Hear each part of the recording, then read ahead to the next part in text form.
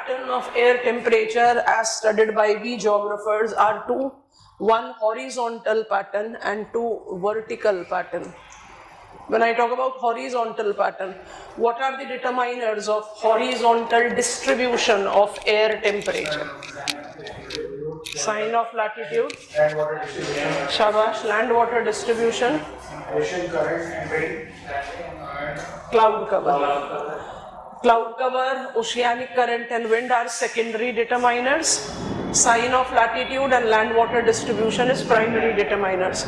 Land water distribution applicable to major part of world is the bends of isotherms depicting temperature anomaly. The fifth factor that determines distribution of temperature is height. जैसे हम height, मान लीजिए हमसे question पूछा गया है, write note on factors that regulates air temperature pattern, तो height भी आएगा. अगर आपसे पूछा जा रहा है write note on the factors that regulates horizontal pattern of air temperature, फिर height नहीं आएगा, सब easy logic है. Vertical pattern of air temperature is identified to be tropospheric temperature, क्योंकि हमारा definition क्या चल रहा है temperature का, fundamental element of weather and climate, और which is the weather layer? Troposphere. So what is the temperature pattern in troposphere? Simple logic, I am increasing distance from the principal source of air temperature. तो जैसे जैसे height बढ़ती जाएगी temperature को कम होना है. This decrease of temperature माने vertical pattern of air temperature का part 1 क्या हो गया हमारा? Vertical pattern. Air temperature नहीं लिख रहे हैं. Is normal lapse rate.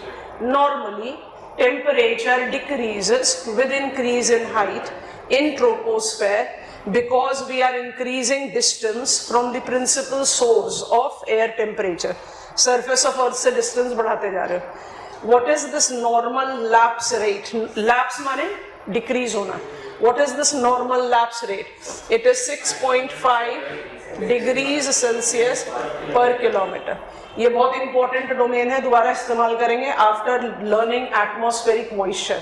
इसलिए हमने थोड़ा सा मैनिपुलेट कर दिया. In place of writing what is commonly mention in NCERT कि we mark temperature decrease at 1 degree Celsius पर 165 मीटर्स ऑफ असेंट, हमने इसको 6.5 डिग्री सेल्सियस पर किलोमीटर कर दिया. इवेंचुअली समझने में, अप्लाई करने में आसानी होती है. Normal lapse rate is the common characteristics of vertical pattern of air temperature, but it is not the only characteristics. I have got part 2, negative lapse rate. Negative lapse rate को और क्या बोलते हैं? Temperature inversion. और temperature inversion के बहुत सारे important pointers हैं. टेम्परेचर इन्वर्जन या नेगेटिव लैप्स रेट एब नॉर्मल नहीं है. कल लास्ट क्लास में भी आपको बहुत एम्फोसिस देके बताया था कि whenever I talk about normal lapse rate, हम उससे कुछ डेविएटिव जा रहे हैं तो दिमाग में आता है एब नॉर्मल हो गया कुछ. एब नॉर्मल नहीं है, but it is different from normal lapse rate. Normal lapse rate के पीछे का रीजन क्या है? I am decreasing temperature with increasing height as I am increasing the distance from principal source. तो normally तो यही होना चाहिए. But there are certain conditions which facilitates negative lapse rate. Definition of negative lapse rate is temperature increases with increase in height in troposphere. Normally क्या होना चाहिए? Temperature should decrease with increase in height. I hope it is comfortable. So we are now carrying forward from last class. आप सब heading बना लो या point 2 बना लो, जैसे भी आपकी मर्जी है. नेगेटिव लैप्स रेट और temperature inversion. Negative lapse rate और temperature inversion is increase of temperature with increasing height. Is increase of temperature with increasing height in troposphere. Next pointer. It marks its development. It marks its development involving certain conditions. Terms of climatology हमारे radar पर आना जरूरी हो गया है. अब हम इसको डिले नहीं करते हैं, ठीक है? How many types of inversion can be identified? Inversion can be of 4+1. इसको स्टार मार्क क्यों दिया है? हमारा डेफिनेशन क्या चल रहा है इन्वर्जन के लिए? Troposphere.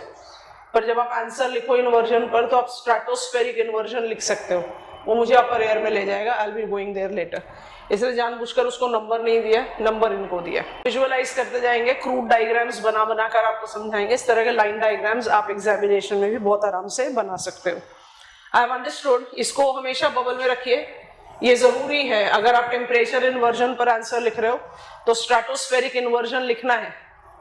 Until unless there is specification coming up in your question, आपको लिखना जरूर है, पर इसको हमेशा एक डिस्टिंक्टिव पॉइंट पर लिखना है, क्योंकि इन्वर्जन ऑफ टेम्परेचर आप किसके साथ रिलेट करते हो? ट्रोपोस्फेयर, वेदर लेयर, है ना।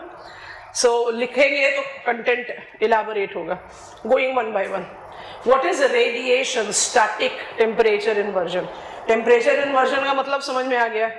Inversion is the condition when temperature will be increasing with increasing height. अब स्टैटिक मतलब there is no movement involved. ये किस पॉइंट पर और किस तरीके से तैयार होगा? So let us create quick diagrams. Flow chart आपने कॉपी कर लिया है। I want to create out important demarcation. ध्यान से देखना है। Radiation, this is my surface. ये कोल्ड सरफेस है। इस कोल्ड सरफेस के जस्ट ओवरलाइंग जो एयर कॉलम है, I am just quickly making air column. इसके कुछ लेयर्स बनाने के लिए इसको हम इस तरह का डिमार्केशन दे रहे हैं। अब आप अप्लाई करो। What is the principal source of air temperature? Principal source of air temperature is outgoing long wave terrestrial radiation. ठीक है, हम एक कंडीशन इवॉल्व आउट कर रहे हैं, अब इस कंडीशन को आपने जज आउट करना है। Process is conduction. When land is surface of earth is cold, it will make the air column in contact with it cold. Process of conduction. Cold air column will be becoming dense and will start subsiding. This subsidence by default will result into, बहुत ध्यान से notice करना, ये तो हो गया cold because of conduction. Cold air ने क्या मोबिलिटी शुरू कर दी? इसको बोलते हैं convection. Which type of convection have been initiated? Subsiding. Subsiding convection होने की वजह से आपके पास ओवर कोल्ड वार्म एयर होगा। समझ में आया कि नहीं? क्योंकि air is poor conductor of heat. आप एनसीईआरटी पिकअप करते हो। एनसीईआरटी बड़े इंटरेस्टिंगली तौर पर आपको ये पॉइंटर देती है that what is condition for development of temperature inversion. It is cold, long winter night. Winter night तो हमेशा ही long होगा. 4 positions of Earth around Sun, right, all of us? So winter, cold, long winter nights, which is cloudless. क्योंकि cloud होगा तो night will be warmer as outgoing terrestrial radiation will be returned back, है ना? And windless. क्योंकि अगर wind होगा तो क्या होगा? ये कंडक्शन में जो कंट्रास्ट चाहिए वो नहीं होगा। जो भी कुछ कंडक्शन में कंट्रास्ट डेवलप हो रहा है, विंड उसको एडवेक्ट करके कहीं और ले जाएगी। So what is radiation inversion? It is very commonly experienced during low sun season.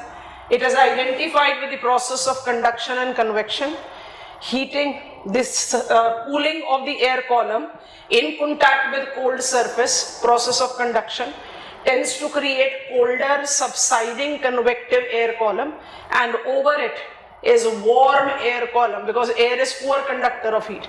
अगर ये surface warm हो, मान लीजिए इसकी जगह हम लिख दे warm, ये warm surface है, warm है, तो क्या होगा? Rising air convection. Air में heat transfer convection से होता है, तो जब rising convection होगा तो आप heat up कर दोगे सबको। बट जब सबसाइडिंग कन्वेक्शन हो रहा है तो अपर एयर को या जो एयर ओवरलाइन है उसको आप इन्फ्लुएंस नहीं कर पाएंगे। ट्रोपोस्फेयर की हाइट तो 8-18 किलोमीटर है, तो मल्टीपल लेयर्स तो आप विजुअलाइज कर ही सकते हैं। I think we have understood. कोई मूवमेंट इन्वॉल्व नहीं है। It is called static radiation, terrestrial radiation, conduction. Copy down the diagram. अच्छा, एक और चीज विजुअलाइज करो। कम से कम एक डायग्राम में एग्जामिनर को ये जरूर दे देना, कम से कम एक में।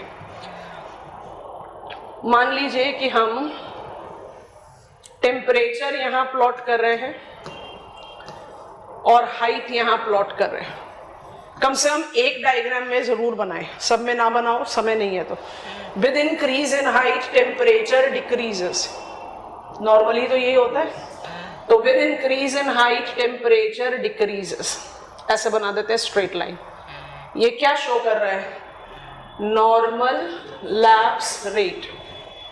इन्वर्जन कैसे डिपिक्ट करेंगे? ऐसे, with increase in height temperature decreases to increase again to decrease. Inversion ये लूप होगा, दिस इज इन्वर्जन। आपको समझ में आ गया? Temperature increasing with increasing height. यहां पर टेम्परेचर कम है ना, तो temperature is decreasing with increasing height, उसके बाद फिर बढ़ा, फिर कम हो जाएगा। समझ में आ गया? Copy down the diagram. ये मेरा 90 डिग्रीज नॉर्थ है, ये मेरा 30 डिग्रीज नॉर्थ है, ये मेरा 60 डिग्रीज नॉर्थ है। 90 डिग्रीज से जो विंड चलेगी वो बाई डिफॉल्ट कोल्ड होगी, 30 डिग्री से जो विंड चलेगी वो बाई डिफॉल्ट वार्म होगी। अब ये इतनी वार्म है कि ये हॉरिजॉन्टल मूवमेंट लेकर चल रही है। हमें इसमें क्या चीज अपने दिमाग में बहुत स्ट्रिक्टली डालनी है, 30 डिग्रीज तक, 30 to 60, 30 डिग्रीज तक आपकी विंड जो है वो हॉरिजॉन्टल चल रही है, दो इट इज वार्म। तो 30 डिग्रीज का मतलब हो गया from Jammu and Kashmir to Kanyakumari, more than 3000 kilometres. इसका मतलब ये वार्म तो है बट इतना वार्म नहीं है कि अपने आप राइज कर सके। सो air convergence at near 60th parallel in both the hemisphere, warm and cold air column tends to converge। तो हमने डायग्राम में अभी तक क्या बनाया? Convergence, air convergence. इस एयर कन्वर्जेंस में बहुत मेजर कंट्रास्टिंग एयर कॉलम्स हैं। कंट्रास्टिंग क्यों है? एक 90 से आ रहा है, सुपर कोल्ड होगा, एक 30 से आ रहा है, सुपर वार्म होगा। जब ये दोनों नियर 60th पैरेलल कन्वर्ज करते हैं तो ये रेडिली मिक्स नहीं होते and they tend to develop what is called climatologically front. Front एक ट्रांजिशनल जोन है, एक्चुअली जोन ऑफ डिसकंटिन्यूटी है। सारे टाइप्स के फ्रंट पढ़ेंगे। This is fast forward temperate cyclone. Cold front भी है, वार्म फ्रंट भी है, ऑक्लूडेड फ्रंट भी है, स्टेबल फ्रंट भी है। तो ये अपने बीच में डेवलप कर लेते हैं फ्रंट को हम डायग्रामेटिकली ऐसे ही शो करते हैं। इस फ्रंट की वजह से क्या होगा? Warm will start marching over cold. क्योंकि क्या हो गया? रास्ता ब्लॉक हो गया ना। अगर कन्वर्जेंस नहीं होता तो वार्म शायद और आगे जाता। तो this air convergence creating front, ध्यान से देखना, my right hand is cold, my left is warm, converge हुए, movement है, warm starts marching over cold in the support of front। आपने inversion develop कर दिया, warm cold, temperature increasing with increasing height। I hope it is comfortable। air convergence से बनने वाला inversion is prerequisite for the temperate cyclonic circulation। copy down the diagram। ये कौन सी warm और cold wind है, अभी नेक्स्ट लेग में ही हम इसको जस्टिफाई कर लेंगे। Air convergence, frontogenesis, rise of warm air,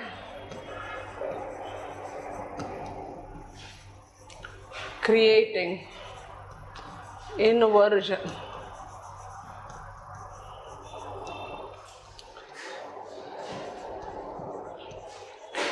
prerequisite for temperate cyclonic circulation। prerequisite for temperate cyclonic circulation। Visualise कर पा रहे हो? तो इन्वर्जन पर आंसर लिखोगे तो यहीं तक ही लिखोगे, थोड़ी जाओगे डिटेल्स ऑफ टेम्परेट साइक्लोन। अब टेम्परेट साइक्लोन क्या है, कौन सी दोनों विंड्स हैं जो कन्वर्ज कर रही हैं, ये धीरे धीरे हम पकड़ रहे हैं कि इस विंड को वेस्टर्लीज बोलते हैं, इसको पोलर विंड्स बोलते हैं। One by one will be learning that. Frontogenesis, genesis of front. Front is 3-dimensional zone of discontinuity। जैसे वॉर फ्रंट है, दो एक्सट्रीमली कंट्रास्टिंग एयर कॉलम अपने बीच में बनाते हैं because they don't mix up readily.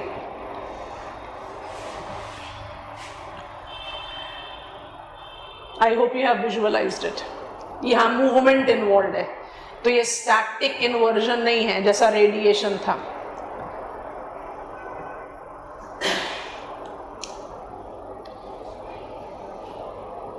Done हो गया। अब नंबर 3 को पिकअप करते हैं, इसको बोलते हैं एयर ड्रेनेज। ड्रेनेज टर्म का इस्तेमाल कहाँ करते हैं? ड्रेनेज हम जियोमॉर्फोलॉजी में नहीं पढ़ के इंडियन ज्योग्राफी में पढ़ते हैं, क्योंकि हमें इंडिया की सारी रिवर सिस्टम्स को जानना है। मतलब सिर्फ गंगा नहीं, गंगा का पूरी सिस्टम, कौन कौन सी first order second order tributary है। तो जो आपके एनसीईआरटी में एक्सप्रेशंस लिखे ना, डेंड्रेटिक, पिनेट, ट्रेलिस, वो सब हम इंडियन ज्योग्राफी में पढ़ते हैं, जानबूझकर उसको उस जगह के लिए डिले करते हैं। पर ड्रेनेज टर्म का इस्तेमाल होता कहाँ पर है? ड्रेनेज किसके लिए इस्तेमाल करते हो? रिवर के लिए। And river will always flow following the gradient. पानी कभी भी ऐसे ऊपर तो नहीं चढ़ेगा, वो तो नीचे ही जाएगा। तो ड्रेनेज टर्म का इस्तेमाल किया है, मतलब डाउन स्लोप जाने का मूवमेंट किया है। अब ध्यान से देखना, कभी गए हिल स्टेशन? हिल स्टेशन गए तो एक चीज तो आप सब लोगों ने नोटिस किया होगा, that almost every guide there advises you कि अगर आपको पीक्स की फोटोग्राफ्स क्लिक करनी है तो अर्ली मॉर्निंग में क्लिक करो, क्योंकि as the day advances peaks cover हो जाते हैं क्लाउड से। ये लॉजिक अपने दिमाग में रखो जो आपका खुद का एक्सपीरियंस है, and try and understand air drainage से डेवलप्ड इन्वर्जन। अब इसके लिए मुझे क्या कंडीशन क्रिएट करना है? डायग्राम बनाते बनाते बोलते जा रहे हैं, समझ लो, उसके बाद कॉपी करना। I need tall mountain with deep valley. तो जो माउंटेन वॉल है, I write wall is more exposed, और जो वैली फ्लोर है, हम सिर्फ फ्लोर लिख रहे हैं, वो मोर एनक्लोज्ड है। तो सनसेट हो गया, सारे दिन भर दोनों ने इनकमिंग सोलर रेडिएशन रिसीव किया था, दोनों गर्म हुए सारे दिन भर। Now after sunset, it is that they have started radiating back to cool down. ठीक है? अब ये रेडिएशन जो है एक्सपोज्ड माउंटेन वॉल का स्ट्रॉन्गर होगा, ये जल्दी से कूल डाउन करेगा। एनक्लोज्ड वैली फ्लोर जो है वो थोड़ा ज्यादा समय लेगा कूल डाउन करने के लिए। तो जैसे नाइट एडवांस करता है, what exactly happens? Wall becomes cold, floor remains warm. समझ में आ रहा है? कंपैरेटिवली इसका मतलब wall develops high pressure and floor develops low pressure. पहले बताओ, ये बात समझ में आ गई है? ये हमारा नाइट का कंडीशन चल रहा है, इसके पीछे का लॉजिक क्या है? Enclosed valley floor, though is also radiating, it is radiating weaker. Enclosed है इसलिए इसका रेट ऑफ कूलिंग कम है compare to exposed mountain wall. ठीक है? एज नाइट एडवांसेस हो क्या जाता है? प्रेशर डिफरेंस जनरेट हो जाता है। माउंटेन वॉल हो गया कोल्ड तो कंपैरेटिव हाई प्रेशर डेवलप कर लिया, और वैली फ्लोर है वार्म तो कंपैरेटिव लो प्रेशर है। इसकी वजह से क्या होगा? एयर ड्रेनेज एक्सपीरियंस किया जाएगा। समझ में आ गया? Air drainage is again example of movement. पूरा ही लिखो ढंग से, एयर ड्रेनेज। ठीक हो गया? Air moving from high pressure to low pressure, from mountain wall to valley floor. अब अपने आप को याद कराओ कि वैली फ्लोर भी तो कूल डाउन ही हो रहा है, ऐसा थोड़ी कि वो वार्म ही रहेगा, वो थोड़ा ज्यादा समय ले रहा है कूल डाउन होने के लिए। तो एज नाइट एडवांसेस जो आपका पूरा accumulated air column valley floor में आ गया, वो धीरे धीरे धीरे धीरे धीरे करके कूल डाउन हो जाएगा। Now what happens next day? So I have to take next morning. Morning का भी स्पेसिफिकेशन लेना है तो वो नाम बहुत क्लियरली लिख देते हैं। सो नेक्स्ट फोरनून, मतलब दिन के 12 बजे से पहले, मॉर्निंग कह सकते हैं बट दिन के 12 बजे से पहले what will happen? Exposed mountain wall will start receiving direct sun rays and thus will become warm, and valley floor with accumulated air column now sufficiently cold have generated inversion. Visualise हो गया? ये inversion का जो mechanism है, ये जो air drainage का mechanism है, ये क्या कर रहा है? ये माउंटेन वॉल को क्लाउड कवर से फ्री करता है। क्योंकि एयर कॉलम जब डिसेंड करता है तो वो माउंटेन वॉल पर सन रेज को फॉल कराने में मदद कराता है. Habitability of mountain slopes is all supported by air drainage. और जैसे जैसे दिन बढ़ता जाएगा क्या होगा, सन रेज अल्टीमेटली तो इधर भी एंटर करेगा, इधर एंटर करेगा तो वैली फ्लोर हीट अप होकर इन्वर्जन को खत्म कर देगा. तो इन्वर्जन कितने समय तक रहेगा, फोरनून आवर्स. उसके बाद क्लाउड कवर पीक्स को कवर कर देगा दोबारा से, फिर रात होगी, फिर से air drainage. I hope it is comfortable. This inversion is typical to mountainous area, as we can see it, develops during forenoon hours, as we can see it, and facilitate habitability of the mountain slope because they are in position of receiving favorable sun rays. Air column से free हो जाता है ना air drainage की वजह से. Draw कर लीजिए. Next is inversion.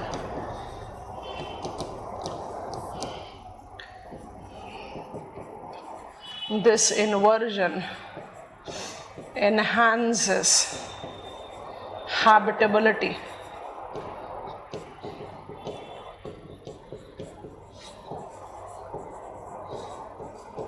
of mountains. Sequence है डे और नाइट का, और इसके पीछे लॉजिक क्या है, एनक्लोज्ड एंड एक्सपोज्ड. बस सिंपल सा पॉइंट है. इसलिए माउंटेन पीक की फोटोग्राफ खींचनी है तो फोरनून आवर्स में खींच लो. जैसे आफ्टरनून होगा एयर कॉलम गर्म होकर राइज अप करके पीक को कवर कर देगा. परमिट करें तो हर के साथ इन्वर्जन का डायग्राम लाइन रिप्रेजेंटेशन बना दो, नहीं करे तो कम से कम एक डायग्राम में, क्योंकि आप सरफेस पर कोल्ड एंड उसके बाद वार्म लिखोगे तो आप इन्वर्जन जस्टिफाई कर ही रहे. So such inversions are typical to tall mountains with deep valleys. Radiation inversion हर जगह during winters हो सकता है. Air convergence से mid latitude 60th parallel पर inversion बनता है. Air drainage से tall mountains में ही बनता है. तो एरिया भी स्पेसिफाइड होता जा रहा है. फिर से अर्ली डॉन टाइम से सुबह के 4 बजे से करीब इन्वर्जन शुरू होने लगेगा, फिर नीचे कोल्ड ड्रेनेज शुरू होगा. इन्वर्जन नेक्स्ट मॉर्निंग बन गया. इन्वर्जन नेक्स्ट मॉर्निंग बन गया. जैसे ही सनराइज होगा माउंटेन वॉल हीट अप होना शुरू हुआ क्योंकि वो एक्सपोज्ड है, इन्वर्जन बन गया. नहीं सन नहीं सन वार्म एयर है ही नहीं ना, एयर तो कोल्ड हो गया. जो वैली का एयर था जो एक्यूमुलेट हुआ था, गर्म हुआ था. गर्म नहीं हुआ ना, वार्म नहीं हुआ. वैली में जो एयर कॉलम एक्यूमुलेट हुआ, वैली भी तो कूल डाउन ही कर रही थी. नहीं, वो तो कूल डाउन कर गए ना अर्ली मॉर्निंग आने तक. अर्ली मॉर्निंग आने तक तो कोल्ड डाउन हो गया, कोल्ड हो गया वो. तो जैसे ही सनराइज होगा माउंटेन वॉल हीट अप होना शुरू होगा, आप इन्वर्जन बना लोगे. तो सनराइज के बाद इन्वर्जन होगा और इन्वर्जन आप फोरनून तक ही चलेगा, क्योंकि बाय नून सनरेज पेनिट्रेट करने लगेगा वैली फ्लोर में और वैली फ्लोर भी हीट अप हो जाएगी तो इन्वर्जन डिसिपेट हो जाएगा. विजुअलाइज हो गया. अच्छा, अब हमारे पास है थर्ड कंडीशन जो ट्रोपोस्फेयर, मतलब फोर्थ कंडीशन जो ट्रोपोस्फेयर के साथ जाएगा. Third condition which is involving movement. ठीक है, उसको क्या बोलते हैं, एडियाबैटिक. अब एडियाबैटिक एक बड़ा इंटरेस्टिंग टर्म है, लिखना शुरू करेंगे. नंबर 4 था हमारे लिस्ट के हिसाब से. Adiabatic changes. Adiabatic changes is a change in temperature of air column without any addition or subtraction. It is outcome of volume change of air. Volume change of air के 2 conditions हो सकते हैं, subsiding and rising.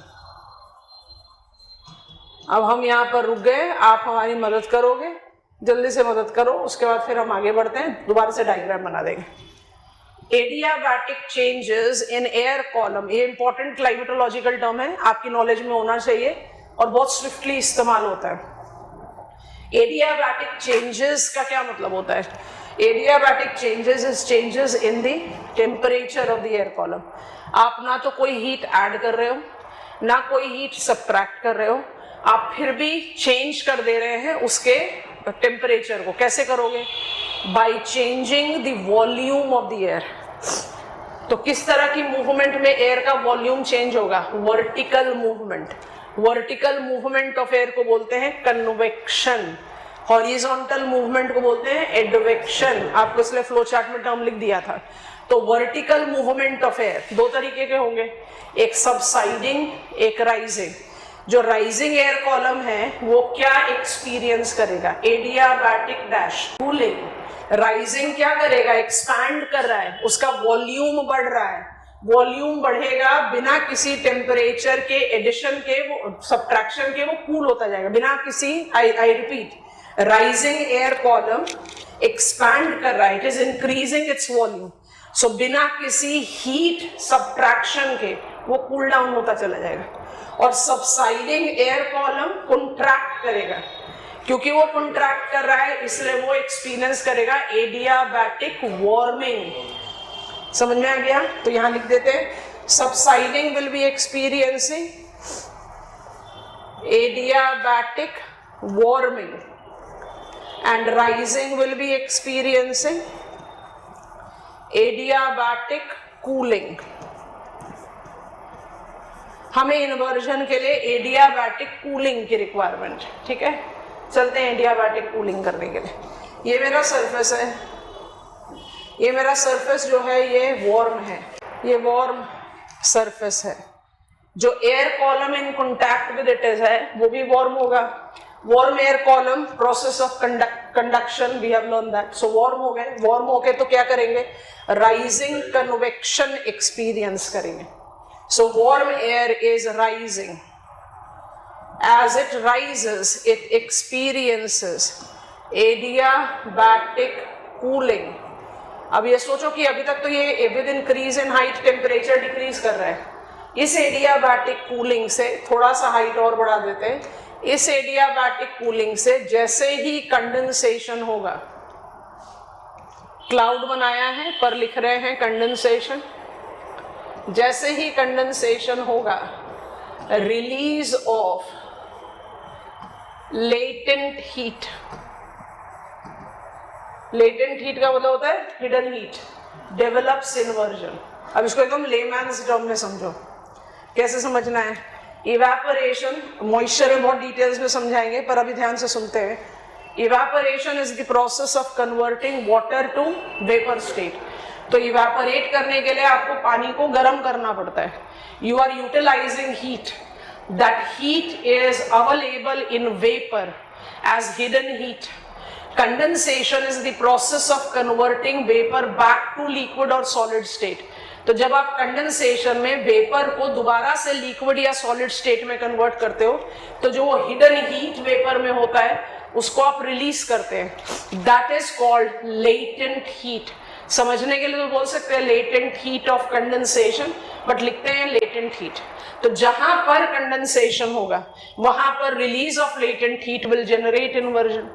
अब cloud formation के साथ अगर inversion है तो आप इसको एबनॉर्मल तो कतई नहीं बोल सकते.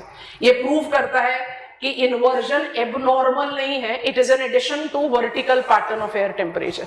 इसमें इन्वर्जन का डायग्राम कैसे बन सकता है? और क्लाउड के मल्टीपल टाइप्स हैं. मेरा क्लाउड 0.5 किलोमीटर की हाइट से लेकर 12 किलोमीटर की हाइट तक बनता है. जहां जहां क्लाउड होगा वहां वहां इन्वर्जन तैयार हो सकता है. तो इन्वर्जन कैसे बनेगा? आपको बेस डायग्राम बताया हुआ है ना. बन गया इन्वर्जन? यस और no? Copy down. We are done with tropospheric inversion. Tropospheric inversion, static radiation, air being poor conductor of heat with movement.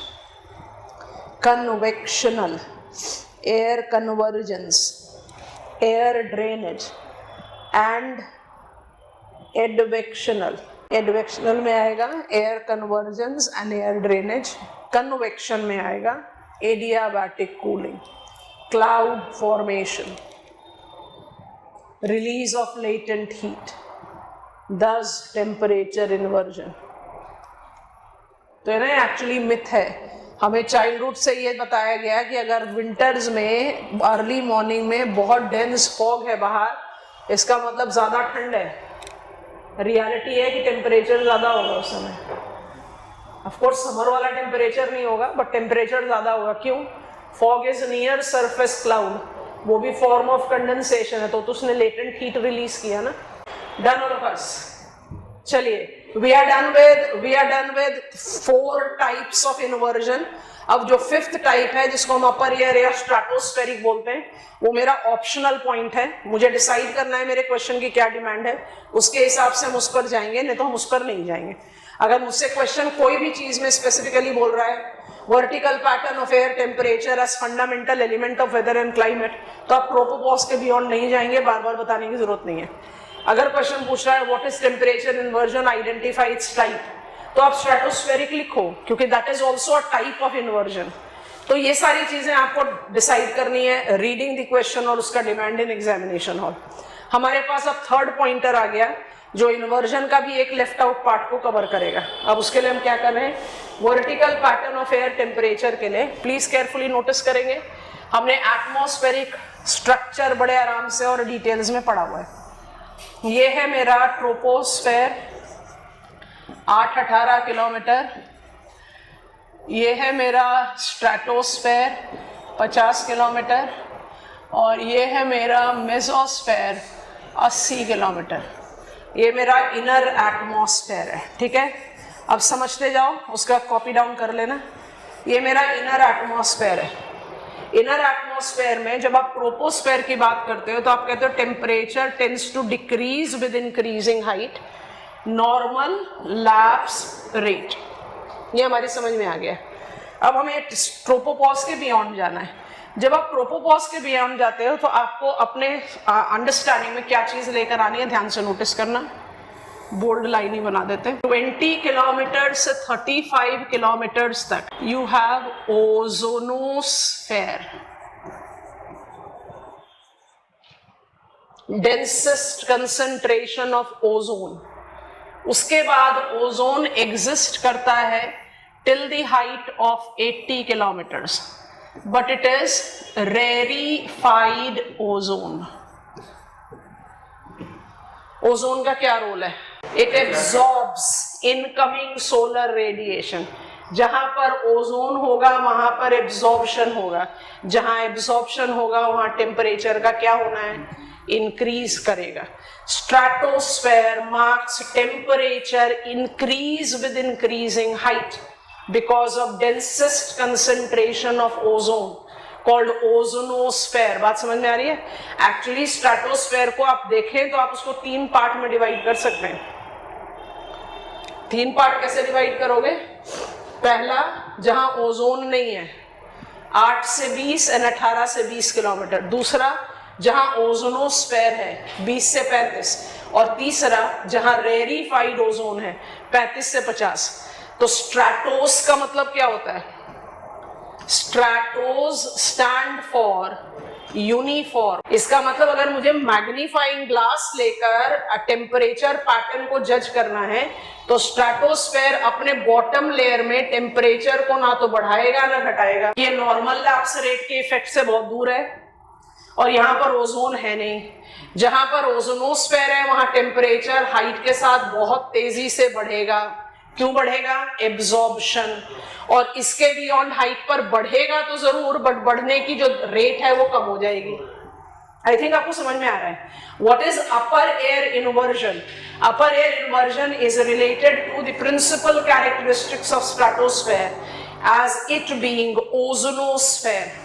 What is the meaning of the term ozonosphere? Naturally occurring ozone in atmosphere occurs from the height of 20 kilometers to 80 kilometers. However, it is 20 to 35 kilometers that we have densest concentration of ozone.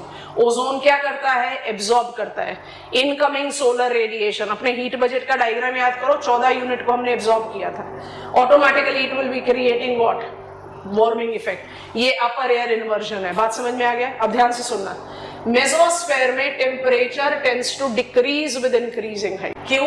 rate of absorption goes on decreasing. Ozone rarefied होता जा रहा है ना, तो बहुत ध्यान से, stratos is uniform, but when it is ozonosphere, absorption increases temperature, generating upper air inversion. चलो go ahead दे दो जरा जल्दी से, पर क्योंकि हम इन्वर्जन के बियॉन्ड भी पढ़ना चाह रहे हैं, तो ट्रोपोस्फेयर में टेम्परेचर डिक्रीज कर रहा है विद इंक्रीजिंग हाइट, स्ट्रेटोस्फेयर में टेम्परेचर एसेंशियली इंक्रीज कर रहा है विद इंक्रीजिंग हाइट, मेसोस्फेयर में क्या होगा?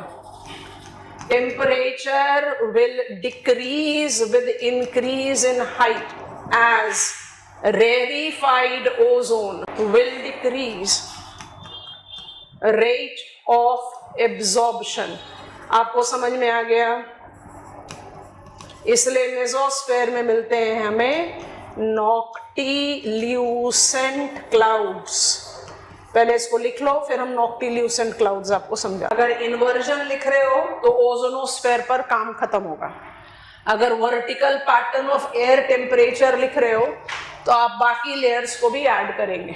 मेसोस्फेयर को भी ऐड किया, अभी हम आइनोस्फेयर और एक्सोस्फेयर को भी ऐड करेंगे. Stratosphere practically includes 3 temperature characteristics. Lower stratosphere is uniform temperature. It neither decreases nor increases with increasing height. But stratosphere is principally known for ozonosphere, densest cluster of ozone. Strong absorption tends to develop temperature increase with increasing height. This is called upper air inversion. Temperature in mesosphere decreases with increasing height because rarefied ozone decreases rate of absorption. The cooling effect in mesosphere is justified with presence of noctilucent clouds. बिल्कुल rarefied clouds हैं, पर ये मिलते हैं mesosphere में, stratosphere में नहीं मिलते. लिख लिया है तो पेन ड्रॉप करें. नॉक्टिल्यूसेंट क्लाउड समझाते हैं, फिर आउटर एटमॉस्फेयर पे चल के कंप्लीट करते हैं इस टास्क. अभी थोड़ी देर पहले हमने एडियाबैटिक कूलिंग के साथ क्लाउड फॉर्मेशन किया. क्लाउड फॉर्मेशन के लिए कूलिंग की रिक्वायरमेंट होती है. I need to have lower temperature. ये हम वहाँ से डिराइव करते हैं, though we are yet to learn atmospheric moisture. दूसरी चीज़, क्लाउड फॉर्मेशन के लिए वाटर वेपर चाहिए, क्योंकि cloud ultimately is condensed form of water vapour, और वाटर वेपर का सिंगल सोर्स जो है वो सरफेस ऑफ अर्थ है. That is the reason maximum of water vapor, माने 99.99% of water vapor जो है वो ट्रोपोस्फेयर में होता है. अगर नॉक्टिल्यूसेंट क्लाउड्स मेसोस्फेयर में है, इसका मतलब कुछ अमाउंट ऑफ वाटर वेपर वहां पर है. अगर इस लॉजिक के साथ हम अप्लाई करें तो जो भी amount of water vapour mesosphere में है उससे ज्यादा स्ट्रेटोस्फेयर में होना चाहिए. अल्टीमेटली मॉइस्चर कहाँ से आ रहा है? सरफेस ऑफ अर्थ से ही आ रहा है. अगर मैक्सिमम मॉइस्चर ट्रोपोस्फेयर में है और कुछ अवेलेबल है मेसोस्फेयर में, तो इसका मतलब स्ट्रेटोस्फेयर में भी होगा. इनफैक्ट स्ट्रेटोस्फेयर में मेसोस्फेयर से ज्यादा होना चाहिए. पर स्ट्रेटोस्फेयर में क्लाउड्स क्यों नहीं बनते? क्योंकि टेम्परेचर बढ़ रहा है with increasing height. I need cooling for cloud formation. इसलिए noctilucent clouds in mesosphere proves that in mesosphere temperature decreases with increasing height. I think it is comfortable. अब मेरे पास बच गया आउटर एटमॉस्फेयर. 90 किलोमीटर से शुरू करना चाहिए इनर आउटर, पर हमने 10 किलोमीटर का मैनिपुलेशन किया हुआ है. तो आउटर एटमॉस्फेयर में मेरे पास कौन कौन से कॉन्स्टिट्यूएंट हो गए? एक तो हो गया आपका 10,000 किलोमीटर तक,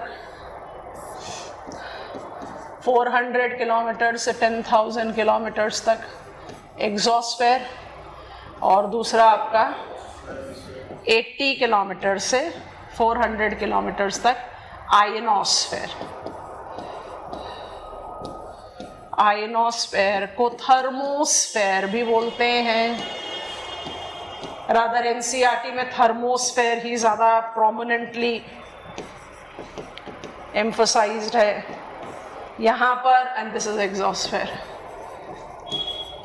अगर मुझे रिक्वायरमेंट लग रही है क्वेश्चन पेपर में कि मुझे लेकर जाना है बाकी एटमॉस्फेरिक लेयर पर, तो यहाँ पर आपको जस्टिफाई करना पड़ेगा alternative sequence of temperature increase and decrease. Troposphere में टेम्परेचर डिक्रीज हो रहा था, स्ट्रेटोस्फेयर में इंक्रीज हो रहा था, मेसोस्फेयर में डिक्रीज हो रहा है, आयनोस्फेयर में फिर इंक्रीज होगा। क्यों होगा? Ions, electrically charged particles are present in ionosphere. Electrically charged particles tends to generate heat, इसलिए आयनोस्फेयर को थर्मोस्फेयर भी बोलते हैं। These ions are very prominent for radio wave transmission. Climate में इसका कोई खास रोल नहीं है, but temperature is increasing with increasing height, इसलिए इसको आप थर्मोस्फेयर भी बोलते हैं। अब उसके बाद जब आप एग्जॉस्फेयर पर जाते हो तो प्लीज रिमाइंड करेंगे, हम आउटर एटमॉस्फेयर को बोलते हैं हेट्रोस्फेयर, क्योंकि ये इतना रेरिफाइड है कि जो इंडिविजुअल लेयर्स हैं वो आपस में मिक्स नहीं करते हैं। आप with in 90 kilometres maximum of atmosphere ले लेते हो, तो एग्जॉस्फेयर इतना रेरिफाइड है कि वहां पर टेम्परेचर इफेक्टिविटी को डिक्रीज ही होना है with increasing height. Don't forget that exosphere is atmosphere of planet earth and it is so rarefied that effectivity has to be decreasing. इसलिए एग्जॉस्फेयर को decreasing temperature with increasing height and ionosphere को thermosphere, temperature increasing with increasing height. Copy down कर लीजिए। Ionosphere, electrically charged particles, ions generating heat, and exosphere, rarefied most atmosphere, temperature effectivity decreasing with increasing height. So vertical pattern of air temperature has got three things to it. Number one, normal lapse rate. Number two, inversion. And number three, temperature pattern in other layers of atmosphere. Decide what is the demand of the question and accordingly write the answer. We are taking step number 3 in the study of climatology now. Insolation done, air temperature done, with the temperature anomaly and temperature inversion as our prime focus. Now we want to learn air pressure, atmospheric pressure, और simply pressure and circulation. जहां तक circulation को delay कर सकेंगे करेंगे, उसका circulation को भी रोपन कर लेंगे। हेडिंग बनाइए, एटमॉस्फेरिक प्रेशर एंड सर्कुलेशन। आप इसको एटमॉस्फेरिक सर्कुलेशन भी लिख सकते हो, हमने सिर्फ सर्कुलेशन, ठीक है। कुछ पॉइंटर्स लिख रहे हैं, साथ साथ में लिखो, उसके बाद उसको समझाकर फिर हम आगे बढ़ेंगे। What is air pressure, atmospheric pressure और simply pressure? It is the weight that pressure is weight that air column exerts on ground.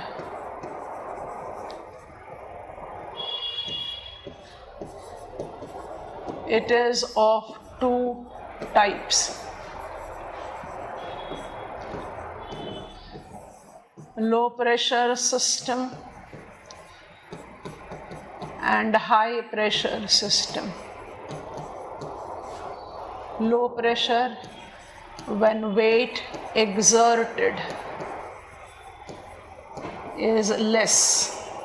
High pressure when weight exerted is more. Star mark. Air pressure has inverse relation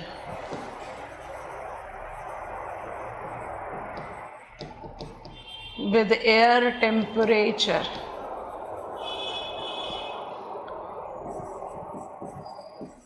Its genesis is also related to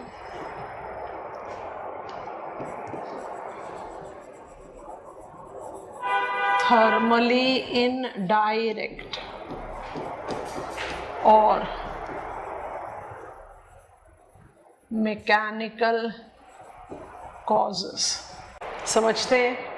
When I talk about air pressure, I say it is the weight that the air column exerts on ground. तो weight अगर air column ज़्यादा exert करेगी तो वो high pressure system बनाएगी, और कम exert करेगी तो low pressure system बनाएगी. Low pressure और high pressure system by default हमारे backward link से relate करता है temperature. जब temperature high होगा तो एयर कॉलम वार्म होगा. वार्म एयर कॉलम हमेशा राइज करेगा. Rising air column will exert less weight on ground. So higher the temperature, lower will be the pressure, thermally induced. Lower the temperature, higher will be the pressure, thermally induced. But क्या air pressure system सिर्फ thermally induced होते हैं? नहीं. ये चीज शुरू में ही पकड़ लो ताकि बाद में कंफ्यूजन ना हो. अगर मेरा टेम्परेचर कंडीशन हाई है, by default I will be generating rising air convection. पर ये भी तो हो सकता है ना कि I am not warm enough to rise, but because of certain reason I am rising. When I am not warm enough to rise, but there is certain reason which is making me rise. Rise के वजह से I'll be developing low pressure again. तो low pressure system जो rise के साथ relate कर रहा है वो दोनों तरीके से डेवलप होगा. Thermally induced rise, you are warm thus you are rising, and mechanically induced rise, you are not warm enough to rise but because of certain reason you are rising. I hope you are comfortable there. So I can have pressure system develop both thermally and mechanically. Thermal direct and thermal indirect ऐसे भी बोल सकते हो.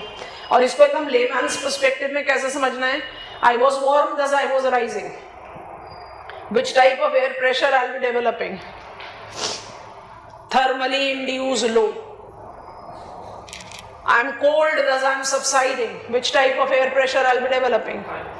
Thermally induced high pressure. So I'm not cold enough to subside, but because of certain reason I'm subsiding. I'm not cold to subside, but I'm subsiding because of some other reason. Which type of air pressure I'll be developing? High again. This will be mechanically induced. ये चीज लिखी है आपने. Air pressure के दो type होते हैं, low pressure, high pressure. लो और हाई प्रेशर दोनों के दो तरीके से डेवलपमेंट होता है, thermally induced and mechanically induced. बात समझ में आ गई है? एयर प्रेशर का सिर्फ हॉरिजॉन्टल पैटर्न पढ़ा जाता है क्लाइमेटोलॉजी में, वर्टिकल नहीं पढ़ा जाता. माने ट्रोपोस्फेयर के लिए नॉर्मल लैप्स रेट है, बट ट्रोपोस्फेयर के लिए कोई vertical pattern of air pressure नहीं हो सकता. Reason, temperature decreases with increasing height. तो प्रेशर को क्या होना चाहिए? इंक्रीज होना चाहिए. बट इंक्रीजिंग हाइट के साथ साथ एयर भी तो रेरिफाइड होता जा रहा है. इसलिए आप जनरल जो एक नॉर्मल लैप्स रेट का इक्वेशन आपने लिया है फॉर टेम्परेचर, कि नॉर्मली ट्रोपोस्फेयर में टेम्परेचर डिक्रीज करेगा विद इंक्रीजिंग हाइट, ऐसा कुछ नॉर्मल पैटर्न एयर प्रेशर का नहीं हो सकता. इसलिए एयर प्रेशर को सिर्फ हॉरिजॉन्टली पढ़ा जाता है. बट एक नॉलेज में होना चाहिए जो हम इवेंचुअली साइक्लोन वगैरह में इस्तेमाल करेंगे. आई राइट इट है. Air pressure at mean sea level. So next pointer लिख लो. Air pressure at mean sea level is 1013.25 millibars. इसी के कंपैरिजन में आप क्या करते हो? High pressure, low pressure etcetera. यहां तक बात समझ में आ गई है? ठीक है, आगे बढ़े. चलिए अब एयर प्रेशर प्रोफाइल का फ्लो चार्ट तैयार करते हैं. Pressure systems.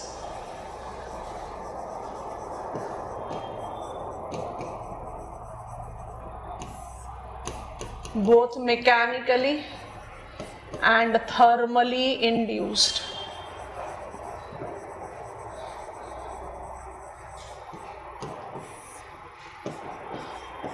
Have low pressure,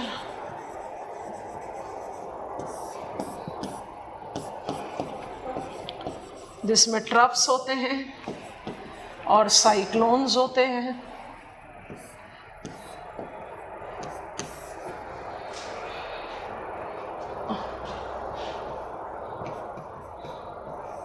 और हाई प्रेशर